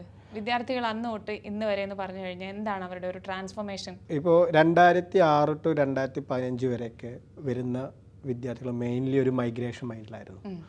എങ്ങനെയെങ്കിലും UK വരാം, അല്ലെങ്കിൽ മറ്റുള്ള കൺട്രിയിലോട്ട് ഒരു മൈഗ്രേഷൻ മൈൻഡായിരുന്നു. ഇപ്പോൾ ലാസ്റ്റ് 4-5 വർഷമായിട്ട് അത് ഒരു 50% 70% മാറിയിട്ടുണ്ട്. അതിൻ്റെ ഒരു മെയിൻ റീസൺ എന്താ പറയുക, ഈ ഇന്ത്യ ഗവൺമെൻറ്റും UK ഗവൺമെൻറ്റും ഒരു MOUs സൈൻ ചെയ്തിട്ടുണ്ട് 2021. അപ്പോൾ അതിന് മുൻപ് UK യൂണിവേഴ്സിറ്റി പോയി പഠിക്കുകയാണെങ്കിലും ഇവിടെ പ്രൈവറ്റ് ജോബുകൾക്കായിരുന്നു കൂടുതൽ ചാൻസസ് ഉള്ളൂ. ഈ പബ്ലിക് ജോബുകൾക്കൊക്കെ കിട്ടാൻ ബുദ്ധിമുട്ടായിരുന്നു. അപ്പോൾ ഇന്ത്യൻ യൂണിവേഴ്സിറ്റികൾക്കാണ് കൂടുതൽ ഈ UGC അക്രഡിറ്റഡ് ഉള്ള യൂണിവേഴ്സിറ്റികൾക്കാണ് പ്രിഫറൻസ് കൊടുത്തത്. 2021 UK യൂണിവേഴ്സിറ്റീസിനും അതേപോലെ തന്നെ ഇന്ത്യൻ യൂണിവേഴ്സിറ്റീസിനും MOU സബ്മിറ്റിന് ശേഷം സെയിം റെക്കഗ്നൈസ് ചെയ്തു UK യൂണിവേഴ്സിറ്റീസ് അല്ല ഇന്ത്യൻ ഗവൺമെൻറ്. അപ്പോൾ പബ്ലിക് ജോബിനും അപ്ലൈ ചെയ്യാൻ പറ്റുന്നുണ്ട്. ഇപ്പോൾ പുറത്ത് പോയി പഠിച്ചാൽ ഒരുപാട് MNC കമ്പനീസൊക്കെ ഇപ്പോൾ ഇന്ത്യയിലോട്ട് വരുന്നുണ്ട് പല ഭാഗത്തായിട്ട്. പുറത്തുള്ള യൂണിവേഴ്സിറ്റി പഠിച്ചവർക്ക് ഒന്നും കൂടെ ചാൻസ് കൊടുക്കാം. അപ്പോൾ ഇപ്പോൾ ലാസ്റ്റ് 2-3 വർഷം 4-5 വർഷമൊക്കെ ആയിട്ട് വരുന്നത് കൂടുതലും ഒരു പഠനം ഫോക്കസ് ചെയ്തിട്ടുള്ള പിന്നെ ചില നമ്മൾ ഇപ്പോൾ UK പഠിക്കാൻ വരുമ്പോൾ പിന്നെ ഒന്ന് ശ്രദ്ധിക്കേണ്ടത്, ഒരുപാട് പേര് ഈ അവിടെ വന്നിട്ട് ജെന്യൂനായിട്ട് അവർ പഠിക്കുന്നില്ല. ഏത് ഇനിയിപ്പോൾ നമ്മുടെ നാട്ടിലായാലും അവിടെ പോയാലും 2 വഴിയുണ്ട് കോഴ്സ് കംപ്ലീറ്റ് ചെയ്യാൻ അല്ലേ. അപ്പോൾ അവർ ചിലപ്പോൾ അസൈൻമെൻറ്റും ഈ അസൈൻമെൻറ്റ് അതേപോലെ ഡെസ്റ്റിനേഷനൊക്കെ പുറത്ത് കൊടുത്ത് ചെയ്യിപ്പിക്കും ചിലർ. ശരിക്കും അങ്ങനെയൊക്കെ പോയി പഠിച്ചു വന്നു കഴിഞ്ഞാലും ഇവരെ സ്കില്ലൊന്നും അപ്ഗ്രേഡ് ചെയ്യാൻ കഴിയത്തില്ല. അവർക്ക് ആ എന്താണോ ഡിഗ്രിക്ക് പഠിച്ച ആ ഒരു നോളേജ് ഉണ്ടാവത്തുള്ളൂ. ആപ്ലിക്കേഷൻ ലെവലിലേക്ക് എത്താൻ അതെ, ആ ഒരു ലെവലിൽ അവർക്കിപ്പോൾ ഒരു ജോലിക്ക് നാളെ ഇപ്പോൾ ഒരു ജോബ് കിട്ടിയാലും അവർക്ക് ആ ഒരു ഡിഗ്രി പഠിച്ചൊരു നോളേജ് ഉണ്ടാവത്തുള്ളൂ. അവർ പുറത്ത് പോയാൽ അവർ ജെന്യൂനായിട്ട് സ്വന്തമായിട്ട് റിസർച്ച് ചെയ്ത് അവർ ലൈബ്രറിയിലൊക്കെ സ്പെൻഡ് ചെയ്തിട്ട് യൂണിവേഴ്സിറ്റി പറയുന്ന പോലെ അവർ പഠിച്ചാലുള്ള അവർ ആ സ്കില്ല് അപ്ഗ്രേഡ് ചെയ്യത്തുള്ളൂ. അവർ പറയും അയ്യോ ഞാൻ UK പോയി പഠിച്ചു എനിക്ക് നല്ല ജോബ് കിട്ടിയില്ല. അപ്പോൾ ഞാൻ നേരത്തെ പറഞ്ഞ പോലെ അവർ ഇൻ്റർവ്യൂവിന് വിളിച്ചിട്ടുണ്ടാവും, പക്ഷെ അവർക്ക് പെർഫോം ചെയ്യാൻ കഴിയത്തില്ല. മുമ്പൊക്കെ മാസ്റ്റേഴ്സിനും അല്ലെങ്കിൽ PhDക്കൊക്കെ വേണ്ടിയിട്ടാണ് ആളുകൾ വിദേശ രാജ്യങ്ങൾ ചൂസ് ചെയ്തിട്ടുണ്ടായിരുന്നത്. പക്ഷെ ഇന്ന് അങ്ങനെയല്ല. ഇന്ന് ഒരു +2 കഴിഞ്ഞ് കഴിഞ്ഞാൽ തന്നെ കുട്ടികൾ പുറത്തേക്ക് പോകണം എന്നാണ് പറയാറുള്ളത്. എനിക്ക് തോന്നുന്നു മറ്റ് സ്റ്റേറ്റിലൊക്കെ പോയിട്ട് മെഡിസിൻ പഠിക്കുന്നതും എഞ്ചിനീയറിംഗ് പഠിക്കുന്നതൊക്കെ കോസ്റ്റ് വെച്ച് നോക്കുമ്പോൾ എബ്രോഡ് പോകുന്നത് ഏകദേശം അതേ ചിലവായതുകൊണ്ടാണെന്ന് തോന്നുന്നു. പാരൻസും അത് വില്ലിങ് ആവുന്നുണ്ട്, പ്രിഫർ ചെയ്യുന്നുണ്ട്. എങ്ങനെയാണ് ഇതിനെ കാണുന്നത്? ഇത് ശരിക്കും നല്ലതാണോ അതോ ചീത്തയാണോ? ചില യൂറോപ്യൻ കൺട്രീസ് ഫ്രീ ആയിട്ട് എഡ്യൂക്കേഷൻ കൊടുക്കുന്നുണ്ട്, അതായത് 100% സ്കോളർഷിപ്പ്. ഇപ്പോൾ UK അത് നേഴ്സിങ്ങിനുണ്ടായിരുന്നു. പക്ഷേ മറ്റുള്ള യൂറോപ്യൻ കൺട്രീസ് ജർമ്മനി അതേപോലെ ഫ്രാൻസ് ഡെൻമാർക്ക് അതുപോലെ വേറെ ഒരുപാട് യൂറോപ്യൻ കൺട്രീസ് പോളണ്ട് ഇവരൊക്കെ 100% സ്കോളർഷിപ്പോട് കൂടെ ഫ്രീ എഡ്യൂക്കേഷൻ. ഇപ്പോൾ അവരുടെ ഡൊമസ്റ്റിക് സ്റ്റുഡൻസിനൊക്കെ അവിടെ എഡ്യൂക്കേഷൻ ഫ്രീ നമ്മുടെ നാട്ടിലത്തെ പോലെ, അതേപോലെ ഇൻ്റർനാഷണൽ സ്റ്റുഡൻസുകൾക്കും കൊടുക്കുന്നുണ്ട്. അപ്പോൾ അത് കാരണം ഒരുപാട് പിള്ളേർ ഈ ഡിഗ്രി കഴിഞ്ഞവർ ഒരുപാട് പ്രിഫർ ചെയ്യുന്നുണ്ട് അങ്ങോട്ട് പോകാം. പക്ഷേ അതിൻ്റെ റിക്വയർമെൻറ്റ് എന്താണെന്ന് ചോദിച്ചു കഴിഞ്ഞാൽ ഇവർക്ക് ഇപ്പോൾ ഉദാഹരണത്തിന് ജർമ്മനിയിലോട്ടാണ് പോകുന്നത് വെച്ചാൽ ജർമ്മൻ ലാംഗ്വേജ് B2 ലെവൽ, അതായത് IELTS = 6 അത് അറിഞ്ഞിരിക്കണം. അപ്പോൾ അതുപോലെ തന്നെ ഇംഗ്ലീഷ് ലാംഗ്വേജ് വെച്ചിട്ടും പോകുന്നുണ്ട്. പക്ഷേ ഒന്നും പാടെ സ്കോപ്പ് ഫ്രീ എഡ്യൂക്കേഷൻ കിട്ടാൻ ഈ ഒരു അവരുടെ ലോക്കൽ ലാംഗ്വേജ് പഠിച്ചു പോവുകയാണെന്നുണ്ടെങ്കിൽ ഒരു പർട്ടിക്കുലർ പ്രോഗ്രാമിനുണ്ടായിരുന്നു. ചിലപ്പോൾ നേഴ്സിംഗ് അവരുടെ ഷോർട്ട് എഡ്യൂക്കേഷൻ ആയിട്ടുള്ള കോഴ്സുകൾക്കായിരുന്നു, ജോബുകൾക്ക് റിലേറ്റഡ് ആയ കോഴ്സുകൾക്കായിരുന്നു പിള്ളേർ. ഇപ്പം അങ്ങനെയല്ല. ഇപ്പോൾ ബിസിനസ് ആയിക്കോട്ടെ, STEM പ്രോഗ്രാമിന്, ഹെൽത്ത് കെയർ പ്രോഗ്രാമിന് എല്ലാം സ്കോളർഷിപ്പ് കൊടുക്കണം. അപ്പോൾ അത് പതിയെ ഒരു ട്രെൻഡിങ് ആയി. പക്ഷേ ഡിസഡ്വാൻറ്റേജസ് ചിലപ്പോൾ എല്ലാവർക്കും അഫോർഡ് ചെയ്യത്തില്ല. അപ്പോൾ ഫ്യൂച്ചറിൽ സാമ്പത്തികമായിട്ട് അത്യാവശ്യം 10-15 ഇൻവെസ്റ്റ് ചെയ്യാൻ പറ്റുന്നവർക്ക് മാത്രമാവും ഫ്യൂച്ചറിൽ ഇങ്ങനത്തെ ഒരു ജോബിന് നല്ല ഒരു ജോബിലൊരു പ്രിഫറൻസ് കിട്ടത്തുള്ളൂ. അപ്പോൾ എൻ്റെ ഒരു പേഴ്സണൽ അഭിപ്രായത്തിൽ ഇപ്പോൾ സാധാരണക്കാർക്കും നല്ല യൂണിവേഴ്സിറ്റിയിൽ പോയി പഠിക്കാനുള്ള അവസരം ഗവൺമെൻറ് കൊടുക്കണം. അത് ഒന്നുമില്ലെങ്കിൽ 100% സ്കോളർഷിപ്പ് ഫ്രീ എഡ്യൂക്കേഷൻ, അല്ലാന്നുണ്ടെങ്കിൽ ഇൻട്രസ്റ്റ് റേറ്റ് വളരെ കമ്മിയാക്കി കൊടുക്കണം. അത് നമുക്ക് എല്ലാ യൂണിവേഴ്സിറ്റിയിലും കൊടുക്കണം എന്നില്ല, വേണമെങ്കിൽ ഏറ്റവും ടോപ്പ് യൂണിവേഴ്സിറ്റീസ്, അതേപോലെ തന്നെ എല്ലാ നന്നായിട്ട് മെറിറ്റ് ബേസിൽ അഡ്മിഷൻ പാസ്സായവർക്ക്, നല്ല മാർക്ക് ഉണ്ടായിട്ടും സാമ്പത്തികമായിട്ടും മുന്നോട്ട് പോകാൻ പറ്റാത്ത വിദ്യാർത്ഥികളുണ്ടെങ്കിൽ അവരെ അത് ചെയ്യണം. അല്ലാന്നുണ്ടെങ്കിൽ ഫ്യൂച്ചറിൽ ഇത് വലിയൊരു പ്രശ്നമായിട്ട് വരും. 17 വയസ്സ് കഴിഞ്ഞ് പുറത്തേക്ക് പോകുന്ന കുട്ടികൾ വേണ്ട രീതിയിൽ ഇത് ഉപയോഗിക്കുന്നുണ്ടോ? സാധ്യത അതിനകത്ത് അവർ ഫ്ലറിഷ് ചെയ്യുന്നുണ്ടോ? ഇല്ല. ഇപ്പോൾ ഇതിനകത്ത് അഡ്വാൻറ്റേജ് എന്താണെന്ന് ചോദിച്ചു കഴിഞ്ഞാൽ, ഇപ്പോൾ ഈ 16 17 വയസ്സൊക്കെ ആയി പിള്ളേർ പോയി പഠിക്കാൻ പോകുമ്പോൾ ഈ ഗവൺമെൻറ് തന്നെ ഇവരെ കൺട്രോളാണ് ഒരു 50%. അത് എന്തുകൊണ്ടാണെന്ന് വെച്ചാൽ ഇവർക്കറിയാം 2 പ്രാവശ്യത്തിൽ കൂടുതൽ ഏതെങ്കിലും സബ്ജക്റ്റ് തോറ്റ് കഴിഞ്ഞാൽ ഇവരെ വിസ കട്ടയിൽ തിരിച്ചു വരേണ്ടി വരും. അപ്പോൾ ആ ഒരു ഭയം എപ്പോഴും പിള്ളേർക്ക് ഉണ്ടാവും, പഠിക്കുന്നുള്ളൊരു ഒന്നുണ്ടാവും. പിന്നെ അതേപോലെ തന്നെ പ്രോപ്പറായിട്ട് ക്ലാസ്സിൽ അറ്റൻഡ് ചെയ്തിട്ടില്ല എന്നുണ്ടെങ്കിൽ 80% അറ്റൻഡൻസ് ഇവർ മെയിൻറ്റെയിൻ ചെയ്യണം. അല്ലാന്നുണ്ടെങ്കിൽ ഇവരെന്ത് ചെയ്യും, അവരെ വിസ വിഡ്രോ ചെയ്യും. പക്ഷേ ചിലപ്പോൾ നാട്ടിൽ ചിലപ്പോൾ എനിക്ക് തോന്നുന്നില്ല ഇപ്പോൾ എത്ര ശതമാനം അറ്റൻഡൻസ് മെയിൻറ്റെയിൻ ചെയ്യണം, ചിലപ്പോൾ 80% തന്നെ ആവും. പക്ഷേ ഇവിടെ വിസയൊന്നും നഷ്ടപ്പെടുത്തില്ലല്ലോ. ചിലപ്പോൾ 1-2 പ്രാവശ്യം ഫെയിൽഡ് ആയാലും അവർക്ക് ചിലപ്പോൾ കീപ്പ് ഓൺ ചാൻസ് കിട്ടും. പക്ഷേ കിട്ടിയോ, പക്ഷേ അവിടെ അത് നടക്കത്തില്ല. അപ്പോൾ ഇവർ ശരിക്കും ഒന്നും കൂടെ കൺട്രോൾഡാണ്. പിന്നെ രണ്ടാമത് 16 17 പിള്ളേരായിട്ട് ഇനിയിപ്പോൾ അവർ കൊച്ചി പഠിക്കാൻ വിടുമ്പോഴും ബാംഗ്ലൂരിൽ പഠിക്കാൻ വിടുമ്പോഴും പൂനെയിൽ വിടുമ്പോഴും പാരൻസ് അവർ ഡിഗ്രി കഴിയുന്നവരെ നല്ല കൺട്രോൾഡാണ്. അവർ ഡെയിലി കമ്മ്യൂണിക്കേറ്റ് ചെയ്യണം.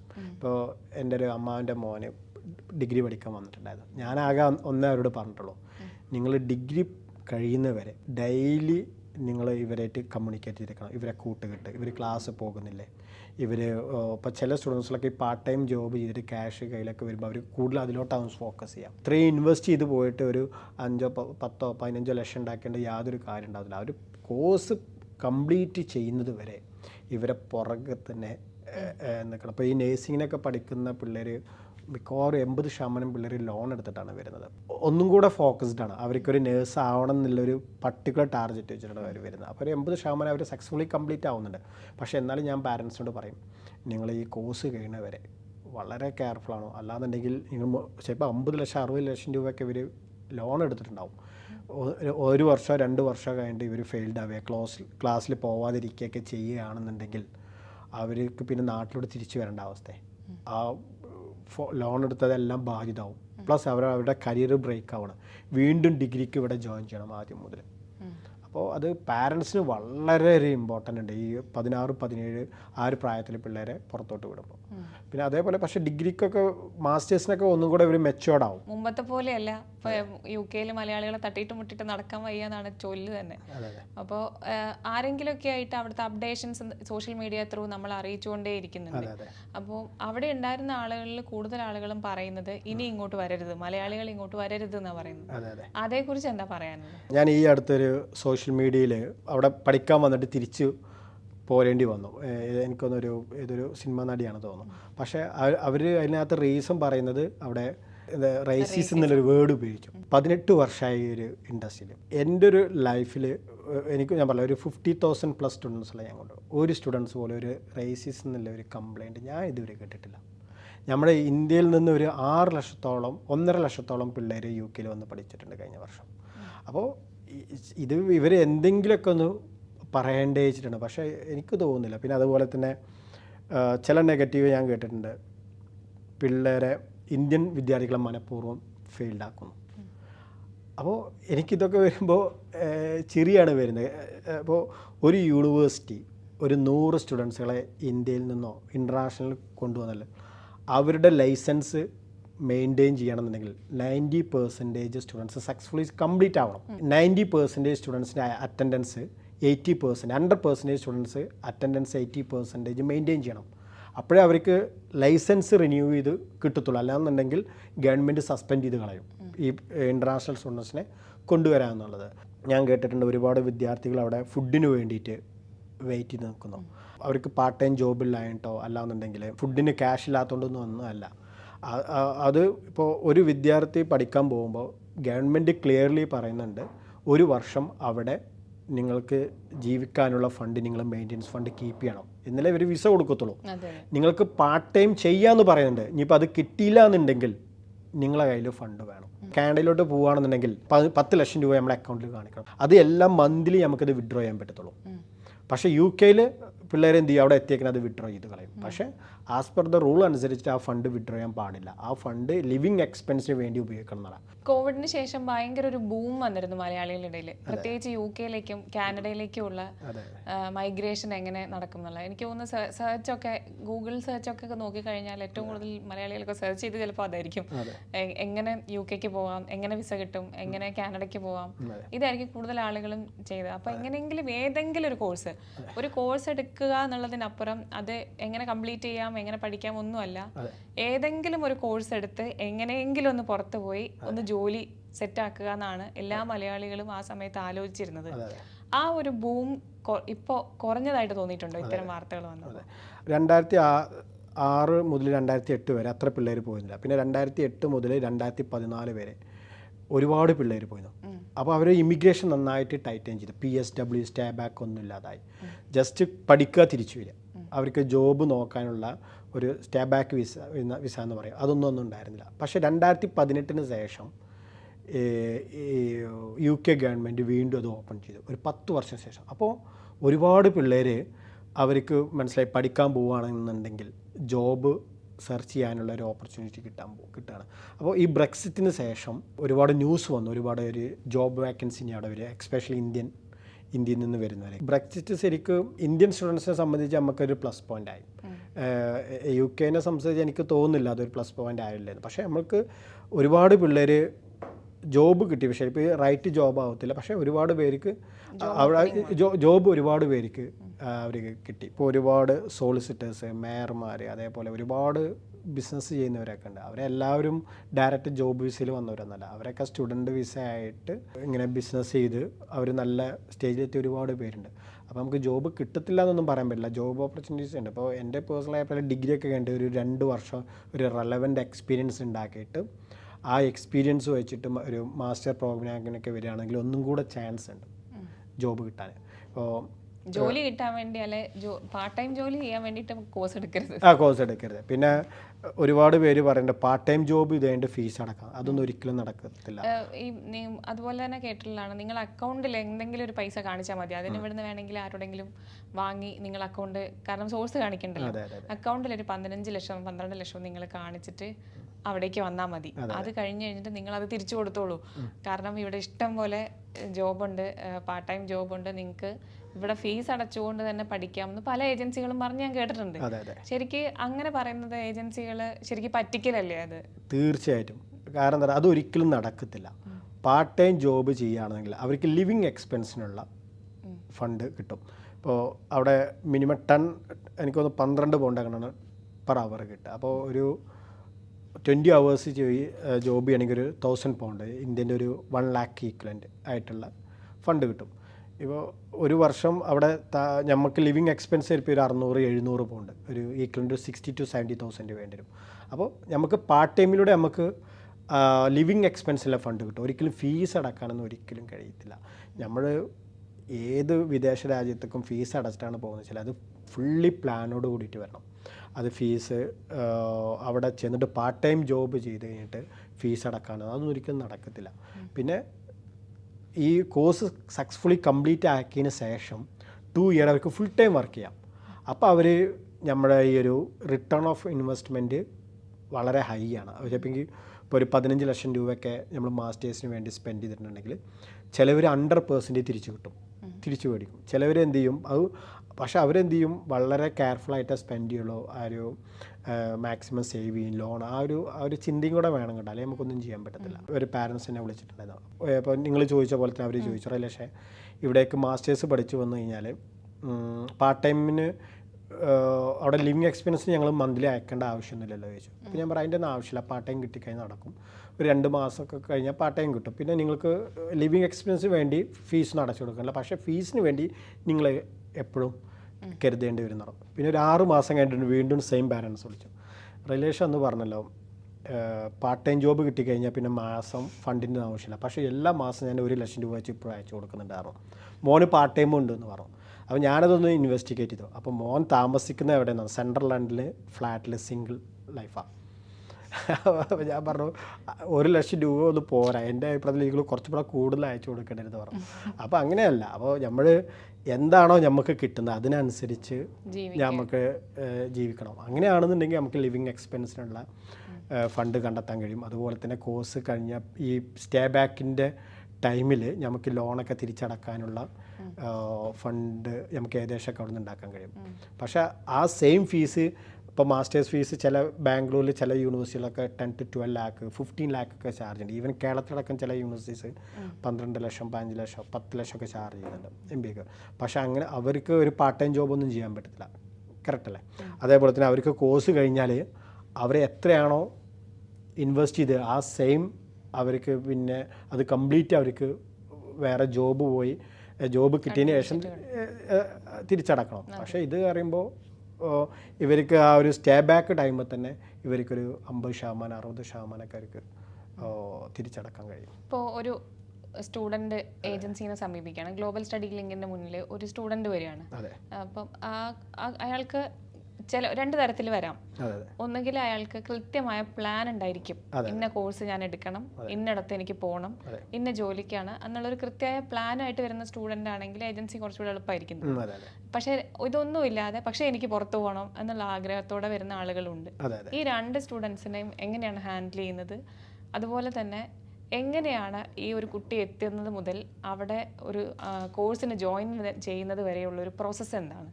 നമ്മുടെ മലയാളി സ്റ്റുഡൻസിൻ്റെ ഏറ്റവും വലിയൊരു ഒരു ഡിസഡ്വാൻറ്റേജസ് എന്താണെന്ന് പറഞ്ഞു കഴിഞ്ഞാൽ ഒരു 60 to 70% സ്റ്റുഡൻസിലൊക്കെ അവർക്ക് സത്യത്തിൽ ഒരു പ്രത്യേക പ്ലാനൊന്നും ഉണ്ടാകത്തില്ല. അവർ മിക്കവാറും പിള്ളേർ പറയും എൻ്റെ ഒരു ഫ്രണ്ടിൻ്റെ ഫ്രണ്ട് MBAക്ക് പോയി, അപ്പോൾ ഞാനും MBAക്ക് പോകും. ചിലപ്പോൾ അവർ കഴിഞ്ഞിരിക്കുന്ന എഞ്ചിനീയറിംഗ് ആവും, ചിലപ്പോൾ എഞ്ചിനീയറിംഗ് സിവിൽ എഞ്ചിനീയറിങ്ങിനാവും. ഞാൻ ചോദിക്കും നിങ്ങൾ എന്തുകൊണ്ട് MBA എടുക്കുന്നത്? എൻ്റെ ഒരു ഫ്രണ്ടിൻ്റെ ഫ്രണ്ട് പോയി, അപ്പോൾ ഞാനും MBAക്ക് പോകണം. അപ്പോൾ ഞങ്ങൾ എന്താണ് ചെയ്യുകയെന്ന് വെച്ച് കഴിഞ്ഞാൽ അവരുടെ എന്തിനാണ് അവരുടെ പാഷൻ നോക്കും, അല്ലാന്നുണ്ടെങ്കിൽ അവരുടെ അക്കാഡമിക് ബാക്ക്ഗ്രൗണ്ട് എന്താണെന്ന് നോക്കും. അപ്പോൾ അതിൻ്റെ റിലേറ്റഡ് ആയിട്ടുള്ള കോഴ്സിന് ഞങ്ങൾ ഓപ്ഷൻസ് പറഞ്ഞു. അല്ലാന്നുണ്ടെങ്കിൽ അവർക്ക് ചിലപ്പോൾ അവർ എഞ്ചിനീയറിംഗും കഴിഞ്ഞിരിക്കും, അവർ ചിലപ്പോൾ എക്സ്പീരിയൻസ് ചിലപ്പോൾ ഡിഫറെൻറ്റ് സെക്ടറിലാവും.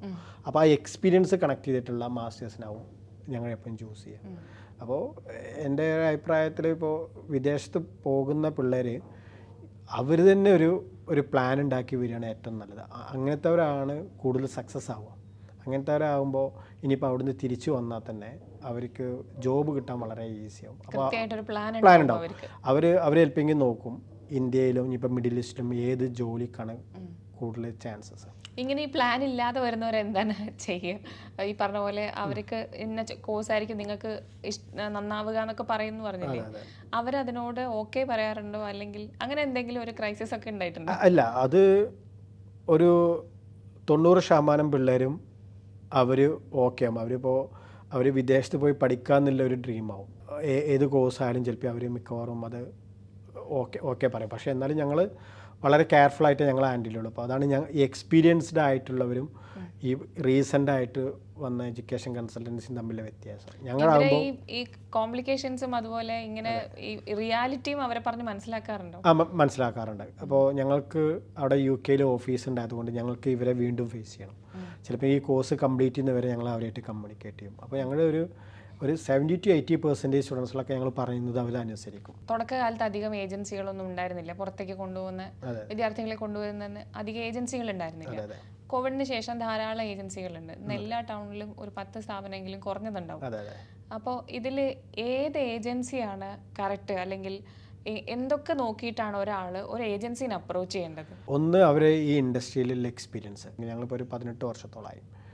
ഞങ്ങൾക്കൊരു 50 to 60+ UK യൂണിവേഴ്സിറ്റിയായിട്ട് ഞങ്ങൾ വർക്ക് ചെയ്യുന്നുണ്ട്. അപ്പോൾ എൻ്റെ ഒരു പേഴ്സണൽ അഭിപ്രായത്തിൽ എപ്പോഴും എക്സ്പീരിയൻസ്ഡ് ആയിട്ടുള്ള എഡ്യൂക്കേഷൻ കൺസൾട്ടൻസിയിൽ അപ്രോച്ച് ചെയ്യണ സ്റ്റുഡൻസുകൾക്ക് അപ്പോൾ അവർക്ക് റൈറ്റ് ഇൻഫോർമേഷൻ എപ്പോഴും കിട്ടും. അവർക്ക് ഈ സെക്ടറിനെ കുറിച്ച് നന്നായിട്ട് അറിയാം. അപ്പോൾ ഇന്ത്യയിൽ നിന്ന് ഈ ഫേക്ക് ഡോക്യുമെൻറ്റ്സ് ഒക്കെ ഒരുപാട് വരുന്നുണ്ട്. ഒരുപാട് പിള്ളേർ ഇപ്പോൾ ചില യൂണിവേഴ്സിറ്റികളിൽ 70% 80% മാർക്ക് ഉണ്ടെങ്കിലേ ഉള്ളൂ ഇവർക്ക് ഇംഗ്ലീഷിൻ്റെ എക്സംഷൻ കിട്ടത്തുള്ളൂ, അല്ലാന്നുണ്ടെങ്കിൽ IELTS കൊടുക്കണം. അപ്പോൾ ചിലവർ ഇതെല്ലാം എഡിറ്റ് ചെയ്തിട്ടെല്ലാം കൊണ്ടുവരാറുണ്ട്. അപ്പോൾ ഞങ്ങൾ GSLനെ സംബന്ധിച്ച് ഞാൻ അതിൽ വളരെ സ്റ്റാൻഡാണ്. അങ്ങനെ ഏത് സ്റ്റുഡൻറ്റ് വന്നാലും ഞങ്ങളത് പ്രോസസ്സ് ചെയ്യത്തില്ല. അത് എങ്ങനെയാണത് മനസ്സിലാക്കാൻ പറ്റുക? അതായത് വിദ്യാർത്ഥികൾ ഈ ഡോക്യുമെന്റ്സിൽ എന്തെങ്കിലും ഫ്രോഡ് പരിപാടി കാണിച്ചിട്ടുണ്ടെന്ന് എങ്ങനെയാണ് മനസ്സിലാക്കുക? അത് ശരിക്കൊരു വലിയ ക്വസ്റ്റ്യാണ്. അപ്പോൾ ചിലത് ഞങ്ങൾക്ക് അങ്ങനെ ഡൗട്ട് തോന്നുകയാണെന്നുണ്ടെങ്കിൽ ചിലപ്പോൾ ഒരു സ്റ്റുഡൻസിനെ സംസാരിക്കുമ്പോൾ നമുക്കറിയാം ചിലപ്പോൾ അവർ 80-90%, പക്ഷേ അവിടെ ആ സംസാരത്തിൻ്റെ ക്വാളിറ്റി ചിലപ്പോൾ അത്ര അത് ഭയങ്കര ഒരു വ്യത്യാസം ഉണ്ടാവും. നമ്മൾ SOP പ്രിപ്പയർ ചെയ്യുമ്പോൾ ഈ ഒരു കോഴ്സിന് വേണ്ടി SOP ചെയ്യാൻ കൊടുക്കും അവരെ. അപ്പോൾ അത് നമുക്കത് ഒരു ചെയ്തു വരുമ്പോൾ തന്നെ അറിയാം ഇവരെ മാർക്കും ഇതും തമ്മിൽ ബന്ധമല്ല. അല്ലാന്നുണ്ടെങ്കിൽ ഞങ്ങൾക്ക് അങ്ങനെ ഇതിലും ഡൗട്ട് തോന്നും. അപ്പോൾ എക്സ്പെഷ്യലി ചില ഡിഗ്രികൾ ഒരുപാട് കേരളത്തിൽ നിന്ന് പുറത്തുള്ള ഒരുപാട് യൂണിവേഴ്സിറ്റീസ് ഉണ്ട്. അപ്പോൾ ഞങ്ങൾക്ക് യൂണിവേഴ്സിറ്റിനെ പറയും ഇന്ന യൂണിവേഴ്സിറ്റിയിൽ നിന്ന് വരുന്ന പിള്ളേരെ നിങ്ങളൊന്ന് കെയർഫുൾ ആവണം. അപ്പോൾ ഞങ്ങളത് എന്ത് ചെയ്യും, ഞങ്ങൾ സ്റ്റുഡൻസിൻ്റെ കയ്യിൽ നിന്ന് എഴുതി പഠിക്കും. നിങ്ങൾ തന്ന എല്ലാ ഡോക്യുമെൻറ്റും എല്ലാം ജെന്യൂൻ ആണെന്ന് പറഞ്ഞതിന് ശേഷം ഞങ്ങൾ പ്രോസസ്സ് ചെയ്തോളൂ. അപ്പോൾ ഞങ്ങൾക്ക് GSLന് എപ്പോഴും യൂണിവേഴ്സിറ്റിയുടെ ഇടയിൽ അതുകൊണ്ട് ഞങ്ങൾക്ക് നല്ലൊരു ഒരു എന്താ ഒരു ക്രെഡിബിലിറ്റി ഉണ്ടാക്കാൻ പറ്റും. ഈ കേരളത്തിൽ നിന്ന് പോകുന്ന അങ്ങനെ എന്തെങ്കിലും ഗ്ലോബൽ സ്റ്റഡി ലിങ്കിനോ അല്ലാതെയോ അങ്ങനെ എന്തെങ്കിലും ഏജൻസികൾ പറ്റിച്ചു എന്നുള്ള വാർത്തകൾ വരാറുണ്ട്. അതല്ലാതെ വിദ്യാർത്ഥികൾ ഇങ്ങനെ മാർക്കിൽ തിരുത്തൽ കാണിച്ചിട്ടോ ഒക്കെ അത് നമ്മളെങ്ങനെ കേരളത്തിൽ നിന്നും മാത്രമല്ല എല്ലാ ഭാഗത്തും വരാറുണ്ട്. പക്ഷെ അങ്ങനെ ഭാഗത്തുനിന്നും വരാറുണ്ടാകുമ്പോൾ GSL ഗ്ലോബൽ സ്റ്റഡി ഞങ്ങൾ പ്രോസസ്സ് ചെയ്യത്തില്ല. അത് പ്രോസസ്സ് ചെയ്യുന്നവർ അത് പ്രോസസ്സ് ചെയ്താൽ തന്നെ എൻഡ് ഓഫ് ദി ഡേ അത് അവർ വലിയൊരു റിസ്ക്കാണ് ഏറ്റെടുക്കുന്നത്. അപ്പോൾ ഉദാഹരണത്തിന് ഡോക്യുമെൻറ്റ്സിൽ എന്തെങ്കിലുമൊക്കെ ഒരു കൃത്യമായ ഒരു ചെറിയ ചിലപ്പോൾ അതിൻ്റെ ഒന്നും ആവശ്യം വരത്തില്ല. അവർ ചെയ്തു കൊടുത്ത് അത് അഡ്മിഷൻ കിട്ടിയാൽ തന്നെ ഇവർ 10-15 ലക്ഷം രൂപ ഫീസ് അടക്കും. നാളെ അത് യൂണിവേഴ്സിറ്റി അറിഞ്ഞു കഴിഞ്ഞാൽ ഈ ഫണ്ടൊന്നും തിരിച്ചു കിട്ടത്തില്ല. അപ്പോൾ ഈ ഒരു സെക്ടറിനെ കുറിച്ച് അറിയാത്തവർ, എക്സ്പീരിയൻസ് ഇല്ലാത്തവരാണ് ഇതിനൊക്കെ കൂട്ടു നിൽക്കത്തുള്ളൂ. അപ്പോൾ അതുകൊണ്ടാണ് ഞാൻ പറയുന്നത് എപ്പോഴും ഈ ഒരു ഇൻഡസ്ട്രി ഇതിനകത്ത് എക്സ്പീരിയൻസ് വളരെ ഇമ്പോർട്ടൻ്റ്. അങ്ങനത്തെ ഒരു ഇതിലൊന്നും പ്രൊമോട്ട് ചെയ്യത്തില്ല. ഇത് കേരളത്തിൽ മാത്രമല്ല എല്ലാ ഭാഗത്തുനിന്നും ഉണ്ട് ഇഷ്ടം പോലെ ഫേക്ക് ഡോക്യുമെൻ്റ്. കാരണം ഞാൻ ഈ യൂണിവേഴ്സിറ്റിയായിട്ട് ഞങ്ങൾ ഡയറക്റ്റ്ലി വർക്ക് ചെയ്യുമ്പോൾ അവർ തന്നെ പറയും എന്തൊക്കെ കെയർഫുൾ ആണ്. ഞങ്ങൾക്ക് ട്രെയിനിങ് ഉണ്ടാവും. ബിസിനസ് ആകുമ്പോൾ എപ്പോഴും മുന്നോട്ട് കണ്ടിട്ടാണല്ലോ ചെയ്യുക. അപ്പോൾ നാളെ അവിടെ ഒരു മാർക്കറ്റ് ഉണ്ടെന്ന് കണ്ടിട്ടാണല്ലോ ഇറങ്ങുന്നത്. പക്ഷെ നിങ്ങൾക്കൊക്കെ അല്ലെങ്കിൽ അത്തരം ബിസിനസ്സുകാർക്ക് എല്ലാവർക്കും ഒരിക്കലും പ്രഡിക്റ്റ് ചെയ്യാൻ പറ്റാതെ വന്നൊരു കാര്യമായിരുന്നു കോവിഡ്. 2 വർഷം നമ്മൾ ലോക്കായി. ആ കാലത്ത് പ്രത്യേകിച്ച് വീടിനപ്പുറത്തുനിന്ന് അപ്പുറത്തെ വീട്ടിലേക്ക് പോകാൻ പറ്റാത്തൊരു സാഹചര്യത്തിൽ രാജ്യം കടക്കുക എന്ന് പറഞ്ഞാൽ എളുപ്പമല്ല. ആ കാലഘട്ടം ശരിക്കും എങ്ങനെയാണ് ആസ് എ ബിസിനസ് മാൻ എന്നുള്ള രീതിക്ക് കടന്നത്? ഞങ്ങൾ ഗ്ലോബൽ സ്റ്റഡി എനിക്കൊന്നൊരു 150 പേരോളം വർക്ക് ചെയ്യുന്നുണ്ട് സ്റ്റാഫായിട്ട്. അപ്പോൾ ഞങ്ങൾക്ക് കേരളത്തിൽ 5 ബ്രാഞ്ചാണുള്ളത്. ഇപ്പോൾ കൊച്ചി, കാലിക്കറ്റ്, പെരിന്തൽമണ്ണ, തൃശ്ശൂർ, തിരുവനന്തപുരം, പിന്നെ അതുപോലെ തന്നെ മറ്റുള്ള സ്റ്റേറ്റുകൾ ചെന്നൈ, ഡൽഹി, അതുപോലെ ഹൈദരാബാദ്, ശ്രീലങ്ക, പിന്നെ പോലെ മുംബൈയിൽ നിന്നും പൂനെയിൽ നിന്നൊക്കെ ഞങ്ങൾക്ക് സ്റ്റുഡൻസ് ഉണ്ട്. അപ്പോൾ ആ ഒരു വർഷം ഭയങ്കര ഡിഫിക്കൽട്ടായിരുന്നു റൺ ചെയ്യാൻ. പക്ഷെ ഞാൻ എന്ത് ചെയ്യുന്നു വെച്ച് കഴിഞ്ഞാൽ ഒരു സ്റ്റാഫിനെ ഞാൻ കട്ട് ഡൗൺ ചെയ്തില്ല. ഈ ഒരു ഇൻഡസ്ട്രിയിലെ ഏറ്റവും വലിയൊരു പ്രശ്നം എന്താണെന്ന് അറിയാം, നമ്മൾ സ്റ്റാഫിനെ അങ്ങനത്തെ ടൈമിൽ നമ്മൾ വിഡ്രോ ചെയ്ത് കഴിഞ്ഞാൽ പിന്നെ നമുക്ക് ട്രെയിൻഡ് ആക്കിയിട്ട് വീണ്ടും ഇതിലോട്ട് വീണ്ടും റീബിൽഡ് ചെയ്യാൻ വളരെ ടൈം എടുക്കും. അപ്പോൾ UK ഓഫീസ് ഞങ്ങൾ സർവൈവ് ചെയ്തിരുന്നു. അവിടെ UK ഗവൺമെൻറ് നമുക്ക് ഫർലോ എന്നൊരു സ്കീം ഉണ്ടായിരുന്നു. അതായത് ഇപ്പോൾ അവിടെ 10 പേര് വർക്ക് ചെയ്യുകയാണെന്നുണ്ടെങ്കിൽ ആ 10 പേർക്ക് ഗവൺമെൻറ് ഫ്രീ ആയിട്ട് സാലറി കൊടുക്കും. 80% സാലറി അവർക്ക് കൊടുക്കും. അപ്പോൾ അവർ അത് കൊടുക്കാൻ കാരണം എന്താ പറയുക, ഈ ബിസിനസ്സുകളൊന്നും ഒരു ലോസിലോട്ട് പോകാൻ വേണ്ടിയിട്ട് അവർ എല്ലാവർക്കും കൊടുക്കും. അതുകൊണ്ട് UK ഓഫീസ് ഞങ്ങൾ പ്രോപ്പറായിട്ട് മെയിൻറ്റെയിൻ ചെയ്യും. പക്ഷേ ഈ കേരളത്തിൽ എനിക്ക് ഒരുപാട് ആ ടൈമിൽ നന്നായിട്ട് ഫണ്ട് ബുദ്ധിമുട്ടായി വന്നു. എനിക്ക് തോന്നുന്നു ഇപ്പോൾ ഓൺലൈൻ പഠനത്തിന്റെ കാലമാണ്. പുറത്ത് പോയി പഠിക്കണം എന്നില്ല. പുറത്തൊരു യൂണിവേഴ്സിറ്റിയിൽ കോഴ്സ് നമുക്ക് ചെയ്യണമെങ്കിൽ വേണമെങ്കിൽ വീട്ടിലിരുന്ന് പഠിക്കാനുള്ള ഓപ്ഷൻ ഉണ്ട്. രണ്ടാമത്തെ കാര്യം, ഇന്ത്യൻ സർക്കാർ വിദേശ സർവകലാശാലകളെ രാജ്യത്തേക്ക് കൊണ്ടുവരുന്നുണ്ട്. ആ ഒരു സാഹചര്യത്തിൽ ഞങ്ങൾ പുറത്തു പോയി പഠിക്കണോ എന്നുള്ളത് ഒരു രണ്ടാമത്തെ ഒരു ചോദ്യം കൂടിയാണ്. അപ്പോൾ ഇങ്ങനെ ഇത്രയും ചാലഞ്ചസ് ഒരു സൈഡിൽ നിൽക്കുന്നുണ്ട്, എന്നാൽ പുറത്ത് പോകാൻ കുട്ടികൾ വില്ലിങ് ആവുന്നുമുണ്ട്. അപ്പം ഇനിയത്തെ ഒരു 5 വർഷമോ അല്ലെ 10 വർഷമോ എങ്ങനെയാണ് അത് ഈ മേഖലയിലുള്ള ആളെന്നുള്ള രീതിക്ക് കാണുന്നത്? അതെ, ഇപ്പോൾ എനിക്കൊന്ന് ഞാൻ ഈ അടുത്തൊരു ന്യൂസ് വായിച്ചിട്ടുണ്ട്. സൗത്താംപ്ടൺ യൂണിവേഴ്സിറ്റി, അവർ റസൽ ഗ്രൂപ്പ് യൂണിവേഴ്സിറ്റീസാണ്, അവർ ഗുജറാത്തിൽ ക്യാമ്പസ് ഓപ്പൺ ചെയ്യുന്നുണ്ട്. അപ്പോൾ ഇനി ഒരുപാട് യൂണിവേഴ്സിറ്റികൾ UK യൂണിവേഴ്സിറ്റീസ് നമ്മുടെ ഇന്ത്യയിലോട്ട് വരാൻ ചാൻസ് ഉണ്ട്, ചിലപ്പോൾ കേരളത്തിലോട്ടൊക്കെ. പക്ഷേ അപ്പോഴും എൻ്റെ ഒരു പേഴ്സണൽ പ്രിഫറൻസ്, ഇപ്പോൾ അവരിവിടെ പഠിക്കുകയാണെങ്കിലും, ഇപ്പോൾ ഈ സൗത്ത് ആംപ്ടൺ യൂണിവേഴ്സിറ്റി പോയി പഠിക്കുകയാണെന്നുണ്ടെങ്കിലും ഏകദേശം ആ ഫീസ് പേ ചെയ്യേണ്ടി വരും. അപ്പോൾ ഇപ്പം നമ്മളിപ്പോൾ മെയിൻലി UK പോയി പഠിക്കുന്നത് എന്താ പറയുക, നമുക്കൊരു ഡിഫറെൻറ്റ് നാഷണാലിറ്റി എന്നുള്ള സ്റ്റുഡൻസുകളെ നെറ്റ്വർക്കിങ്, ഒരുപാട് ഡിഫറെൻറ്റ് നാഷണാലിറ്റീസ് എക്സ്പോഷർ, 100+ എനിക്കൊന്ന് 150+ ഡിഫറെൻറ്റ് കൺട്രീസിൽ നിന്നുള്ള സ്റ്റുഡൻസ് വരുന്നുണ്ട്. പിന്നെ അതേപോലെ തന്നെ ലാംഗ്വേജ്. അപ്പോൾ ഞാൻ എപ്പോഴും പ്രിഫർ ചെയ്യാം ഹോം കൺട്രി, അതായത് ആ മെയിൻ ക്യാമ്പസ് പോയി പഠിക്കാൻ ഞാൻ എപ്പോഴും പ്രിഫർ ചെയ്യത്തുള്ളൂ. പക്ഷേ ഇവിടെ വന്നു കഴിഞ്ഞാൽ അവരൊക്കെ ഇപ്പോൾ മിഡിൽ ഈസ്റ്റിലൊക്കെ നിന്ന് നോക്കിക്കോളൂ, ഒരുപാട് UK യൂണിവേഴ്സിറ്റീസ് അവിടെ ഉണ്ട്. പക്ഷേ ഇപ്പോൾ ഇന്ത്യയിലോട്ട് എനിക്ക് തോന്നുന്നത് ഇപ്പോൾ താമസിച്ചത് അടുത്ത വർഷമാകുമ്പോഴേക്കും അത് വരും. പക്ഷെ അത് സക്സസ് ആവാൻ ചാൻസ് ഉണ്ട്, 100% അത് സക്സസ് ആവും. റസൽ ഗ്രൂപ്പ് യൂണിവേഴ്സിറ്റിയാണത്. അപ്പോൾ റസൽ ഗ്രൂപ്പ് യൂണിവേഴ്സിറ്റിയൊക്കെ അഡ്മിഷൻ കിട്ടാൻ തന്നെ അത്ര ഈസി അല്ല. ഇവിടെ പഠിക്കാനും ആളുണ്ടാവും, പുറത്ത് പോയി പഠിക്കാനും. അതിപ്പോൾ ഞാൻ പറഞ്ഞല്ലോ, അപ്പോൾ ഈ UK യൂണിവേഴ്സിറ്റീസ് ഒക്കെ റെക്കഗ്നൈസ് ചെയ്തല്ലോ, ഇതൊക്കെ റെക്കഗ്നൈസ് ചെയ്തതുകൊണ്ട് അഫ്കോഴ്സ് അവർക്ക് ഇവിടെ പഠിക്കാൻ ആളുണ്ടാവും. പഠിക്കുന്ന സ്ഥാപനം തിരഞ്ഞെടുക്കുമ്പോൾ കോളേജാണോ സെലക്ട് ചെയ്യുക, യൂണിവേഴ്സിറ്റി ആണോ സെലക്ട് ചെയ്യുക, അല്ലെങ്കിൽ അതിൻ്റെ റാങ്കിങ് അനുസരിച്ചാണോ, അല്ലെ തൊഴിൽ സാധ്യത നോക്കിയിട്ടാണോ? US, ഓസ്ട്രേലിയ, UK ഈ രാജ്യങ്ങളാണ് ഏറ്റവും കൂടുതൽ നല്ല ടോപ്പ് റാങ്ക്ഡ് യൂണിവേഴ്സിറ്റീസ് ഉള്ളത്. അപ്പോൾ എപ്പോഴും നമ്മൾ പ്രിഫർ ചെയ്യേണ്ടത് എപ്പോഴും യൂണിവേഴ്സിറ്റി റാങ്ക് ബേസിലാവും നമ്മൾ എപ്പോഴും പ്രിഫർ ചെയ്യേണ്ടത്. ഇപ്പോൾ കാനഡയൊക്കെ നോക്കുന്ന ഒരുപാട് പിള്ളേർ ഡിപ്ലോമ കോഴ്സാണ് പോകുന്നത്. അത് മെയിൻലി PR ഒരു പോകുന്ന 99% സ്റ്റുഡൻസിൻ്റെ ഫോക്കസ് PR കിട്ടാൻ വേണ്ടിയിട്ടൊരു കോഴ്സ് എടുത്ത് പോകുന്നതാണ്. നാളെ അവർ PR സ്റ്റോപ്പ് ചെയ്യുകയാണെന്ന് വെച്ച് കഴിഞ്ഞാൽ അത് കംപ്ലീറ്റ് ചേഞ്ച് ആവും. ഒരാളും ഡിപ്ലോമക്ക് പോകത്തില്ല. ഇപ്പം ഞാനോ നിങ്ങളോ ഡിപ്ലോമക്ക് പോവുകയാണെന്നുണ്ടെങ്കിൽ നമ്മൾ ആലോചിക്കും, ആ ഡിപ്ലോമ പോയി പഠിച്ചുകൊണ്ട് ഇവിടെ ജോബ് കിട്ടാൻ നോക്കും. അപ്പോൾ ഇവിടെ ഡിഗ്രി കഴിഞ്ഞവരാവും, നമുക്കൊരിക്കലും അവരായിട്ട് കോമ്പറ്റ് ചെയ്യാൻ പറ്റത്തില്ല. അപ്പോൾ നമ്മൾ ഏറ്റവും ബെസ്റ്റ് യൂണിവേഴ്സിറ്റിക്ക് ചിലപ്പോൾ കാനഡയിൽ പോകത്തുള്ളൂ. അപ്പോൾ ഈ കാനഡ ഇപ്പോൾ ഈ UK പോകുന്ന ഒരു 80%, 50-60% പിള്ളേർ ജെന്യൂനായിട്ട് പഠിക്കാനാണ് പോകുന്നത്. പക്ഷേ കാനഡയിലും ഈവൻ US ഒരു മൈഗ്രേഷൻ മൈൻഡിലാണ് പോകുന്നത്. ജീവിതം സെറ്റായി. അതെ അതെ അതെ അതെ, ജീവിതം സെറ്റാവാം. വിദ്യാർത്ഥികൾ 2 തരത്തിൽ ഏജൻസിനെ സമീപിക്കുന്നുണ്ടാവും. ഒന്ന്, അവർക്ക് തന്നെ പ്ലാൻ ഉണ്ടാവും, ഏത് കോഴ്സ് എടുക്കണം, എവിടെ പോകണം, ഏത് രാജ്യത്താണ് പോകേണ്ടത്, ഏത് യൂണിവേഴ്സിറ്റിയാണ് പോകേണ്ടത് വരെ പ്ലാൻ ചെയ്ത് വരുന്നവരുണ്ടാവും. പക്ഷേ ഭയങ്കര പ്ലെയിൻ ആയിട്ട് അവർക്ക് എനിക്ക് എങ്ങനെയെങ്കിലും പുറത്ത് പോയാൽ മതി എന്ന് മാത്രം വെച്ചിട്ട് വരുന്നവരും ഉണ്ടാവും. രണ്ടായാലും ഇവരെ എങ്ങനെയാണ് സമീപിക്കാറുള്ളത്, എന്താണ് ഇതിൻ്റെ ഒരു ഡോക്യുമെന്റേഷൻ പ്രോസസ്സ് എന്ന് പറയുന്നത്? ഉദാഹരണത്തിന് ഞങ്ങളെ ഒരു സ്റ്റുഡൻറ്റ് അപ്രോച്ച് ചെയ്യുകയാണെന്നുണ്ടെങ്കിൽ ഞങ്ങൾ ആദ്യം അവരുടെ ഒരു CV എല്ലാം ഞങ്ങൾ മേടിക്കും. എന്നിട്ട് ഇപ്പോൾ ഞാൻ നേരത്തെ പറഞ്ഞ പോലെ ഒരു 70% സ്റ്റുഡൻസൊക്കെ ഒരു പ്രത്യേകിച്ച് പ്ലാൻ ഒന്നും ഉണ്ടാവില്ല. അവർക്ക് എങ്ങനെയും പുറത്ത് പോകണമെന്നുണ്ടാവുള്ളൂ. അവരുടെ ഇപ്പോൾ പാരൻസ് പറഞ്ഞിട്ടുണ്ടാവും പുറത്ത് പോയി പഠിച്ചു. അപ്പോൾ ഞങ്ങളൊരു CV കിട്ടുകയാണെന്നുണ്ടെങ്കിൽ ആദ്യം അവരുടെ അക്കാഡമിക് ബാക്ക്ഗ്രൗണ്ട്, അവർ എന്താണ് ഡിഗ്രി പഠിച്ചത്, ഏത് സബ്ജക്റ്റാണ് പഠിച്ചത്.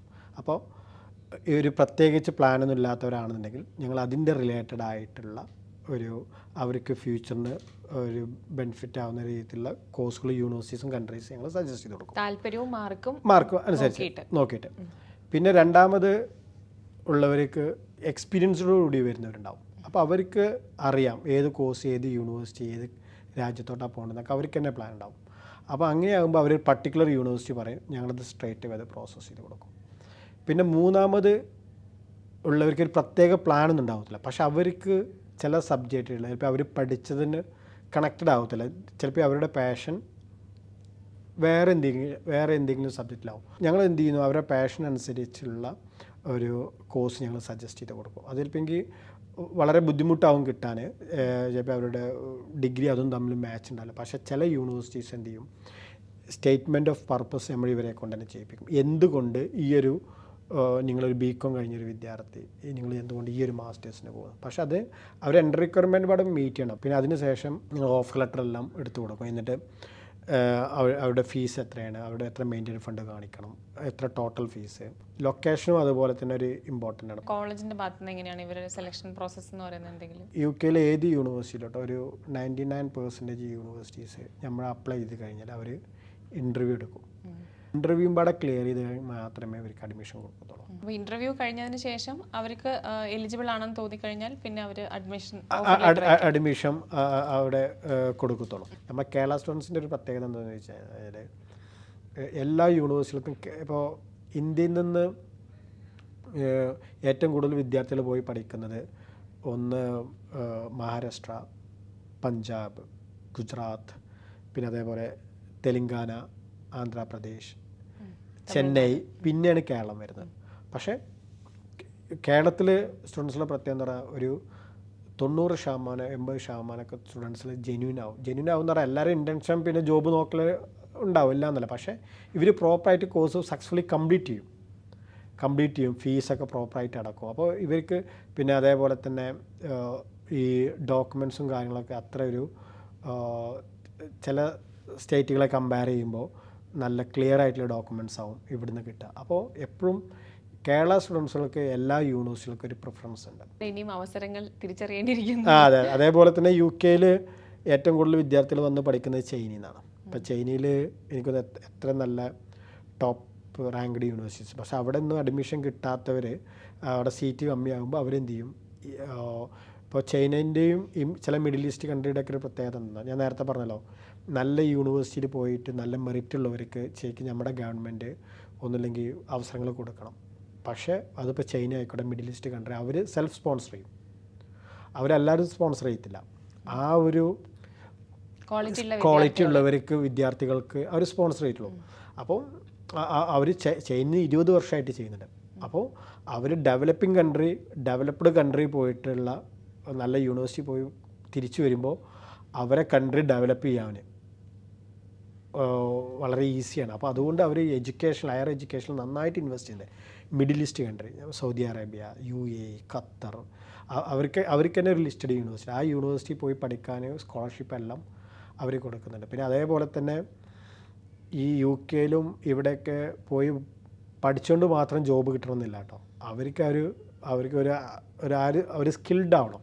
ഇപ്പോൾ ഞാൻ നേരത്തെ പറഞ്ഞല്ലോ, നമ്മൾ ഇപ്പോൾ ഇന്ത്യയിൽ നിന്ന് പഠിച്ചു വരുമ്പോഴും അവർ നന്നായിട്ട് നല്ല സ്കിൽഡ് ആയവർക്ക് ഫ്യൂച്ചറിലും ജോബ് കിട്ടത്തുള്ളൂ. ജോലി ചെയ്യുന്ന അത്ര എളുപ്പമല്ല ബിസിനസ് ചെയ്യാന്ന് പറയുന്നത്. ഒരേ സമയം ലാഭത്തിനും നഷ്ടത്തിനും ഒരേ സാധ്യത ഉള്ളതാണ്. 50-50 കിട്ടിയാൽ കിട്ടി, പോയാൽ പോയി. അപ്പോൾ ഇങ്ങനൊരു ഫീൽഡിൽ ഇറങ്ങുന്നു, 10-16 വർഷമായിട്ട് ഇവിടെ നിൽക്കുന്നു. എപ്പോഴെങ്കിലും കൈ പൊള്ളിയെന്ന് തോന്നിയിട്ടുണ്ടോ, അല്ലെങ്കിൽ തിരിച്ചു പോകണമെന്ന് തോന്നിയിട്ടുണ്ടോ? എനിക്ക് കാരണം ബിസിനസ് എപ്പോഴും നല്ലത് മാത്രമല്ലല്ലോ. സക്സസ് സ്റ്റോറി ഒരാളുടെ കരിയർ ഒരിക്കലും നല്ലത് മാത്രം ആവൂല്ലല്ലോ. അതില് ഞാൻ ഒരുപാട് തവണ ഞാൻ എക്സിറ്റ് ആവാൻ ശ്രമിച്ചിട്ടുണ്ട്. അതെന്താ പറയുക, ഈ ഒരു സെക്ടറിൻ്റെ പ്രത്യേകത എന്താ പറയുക, ഈ ഇമിഗ്രേഷൻ ചേഞ്ചിനനുസരിച്ച് അപ്പ് ആൻഡ് ഡൗൺ വന്നുകൊണ്ടിരിക്കും. ഞാൻ ചില ടൈമിലൊക്കെ ഞാൻ ചിന്തിച്ചിട്ടുണ്ട്, ഞാൻ ഈ ഒരു ഫീൽഡ് വിട്ട് പോയാലോ, ഈ ഒരു അങ്ങനെ ഒരുപാട് ചെയ്തിട്ടുണ്ട്. അല്ലെങ്കിൽ ഒരുപാട് പേര് ടേക്ക് ഓവർ ചെയ്യാനും റെഡി ആയിരുന്നു. കമ്പനിക്ക് ഒരു ക്രെഡിബിലിറ്റി ഉണ്ടായതുകൊണ്ട് ഒരുപാട് പേര് ഇൻവെസ്റ്റ് ചെയ്യാനും, പിന്നെ അതുപോലെ ഇപ്പോൾ ഞങ്ങൾക്ക് നോർത്ത് ഇന്ത്യയിൽ നിന്നൊക്കെ ഒരുപാട് പേര് അവർ ഇൻട്രസ്റ്റഡ് ആണ് ഇൻവെസ്റ്റ് ചെയ്യാനെന്നൊക്കെ പറഞ്ഞു. അവർക്കൊന്നും ഇത്ര എഗ്രിമെൻ്റ് ഇല്ല. അങ്ങനെ കോൺഫിഡൻസ് പോകുന്ന സമയത്ത് എങ്ങനെയാണ് അത് ബൂസ്റ്റ് ചെയ്യുന്നത്? ബൂസ്റ്റ് ചെയ്യുന്നത് എന്ന് പറഞ്ഞു കഴിഞ്ഞാൽ, ഇപ്പോൾ ഈ ഒരു ഇൻഡസ്ട്രീനോടുള്ള പാഷൻ വളരെ ഇമ്പോർട്ടൻ്റാണ്. അപ്പോൾ ഞാൻ വിചാരിക്കും ഈ ഒരു പാഷൻ ഉണ്ടായതുകൊണ്ട് അത് തന്നെ ഒരു വലിയൊരു ബൂസ്റ്റ്. നമുക്ക് ഇപ്പോൾ ഏതൊരു ബിസിനസ് തുടങ്ങുകയാണെങ്കിലും നമുക്കതിനകത്ത് ഒരു ഇൻട്രസ്റ്റും കൂടെ വേണം. അപ്പോഴേ ബിസിനസ് സക്സസ് ആവത്തുള്ളൂ. അപ്പോൾ ഈ ഒരു ബിസിനസ്സിൽ ഞാൻ ഇൻട്രസ്റ്റഡ് ആണ്. അപ്പോൾ ഫാമിലി ഞാൻ വൈഫ് 2 കുട്ടികളാണ് ഉള്ളത്. അപ്പോൾ വൈഫ് അവിടെ ഇമ്പീരിയൽ യൂണിവേഴ്സിറ്റിയിൽ നിന്നാണ് MSc കാർഡിയോസ്പെട്രി കഴിഞ്ഞത്. അപ്പോൾ അതിന് ശേഷം പുള്ളിക്കാരത്തേക്ക് കാംബ്രിഡ്ജിൽ അഡ്മിഷൻ കിട്ടി. കാംബ്രിഡ്ജിൽ ഇപ്പോൾ സക്സസ്ഫുള്ളി കോഴ്സ് കഴിഞ്ഞ ആഴ്ച കംപ്ലീറ്റ് ചെയ്തു. അവർ പഠിച്ച ബാച്ചിൽ 10 പേരെങ്ങാണ്ടായിരുന്നു. അതിന് ഒരു ഇന്ത്യൻ സ്റ്റുഡൻസ് മാത്രമാണ് കാംബ്രിഡ്ജിലോട്ട് സെലക്റ്റഡ് ആയത്. ലക്കിലി വൈഫിനായിരുന്നു. വൈഫും ഇപ്പോൾ കമ്പനിയുടെ പാർട്ടായിട്ടുണ്ട്. വളർച്ചയുടെ പാതയിൽ തന്നെയാണ് ഗ്ലോബൽ സ്റ്റഡി ലിങ്ക്. ഇനി മുന്നോട്ടുള്ള ഓരോ ചുവടുവെപ്പും സക്സസ് ആവട്ടെ എന്ന് പ്രാർത്ഥിക്കുന്നു, ആശംസിക്കുന്നു. നന്ദി. Thank you.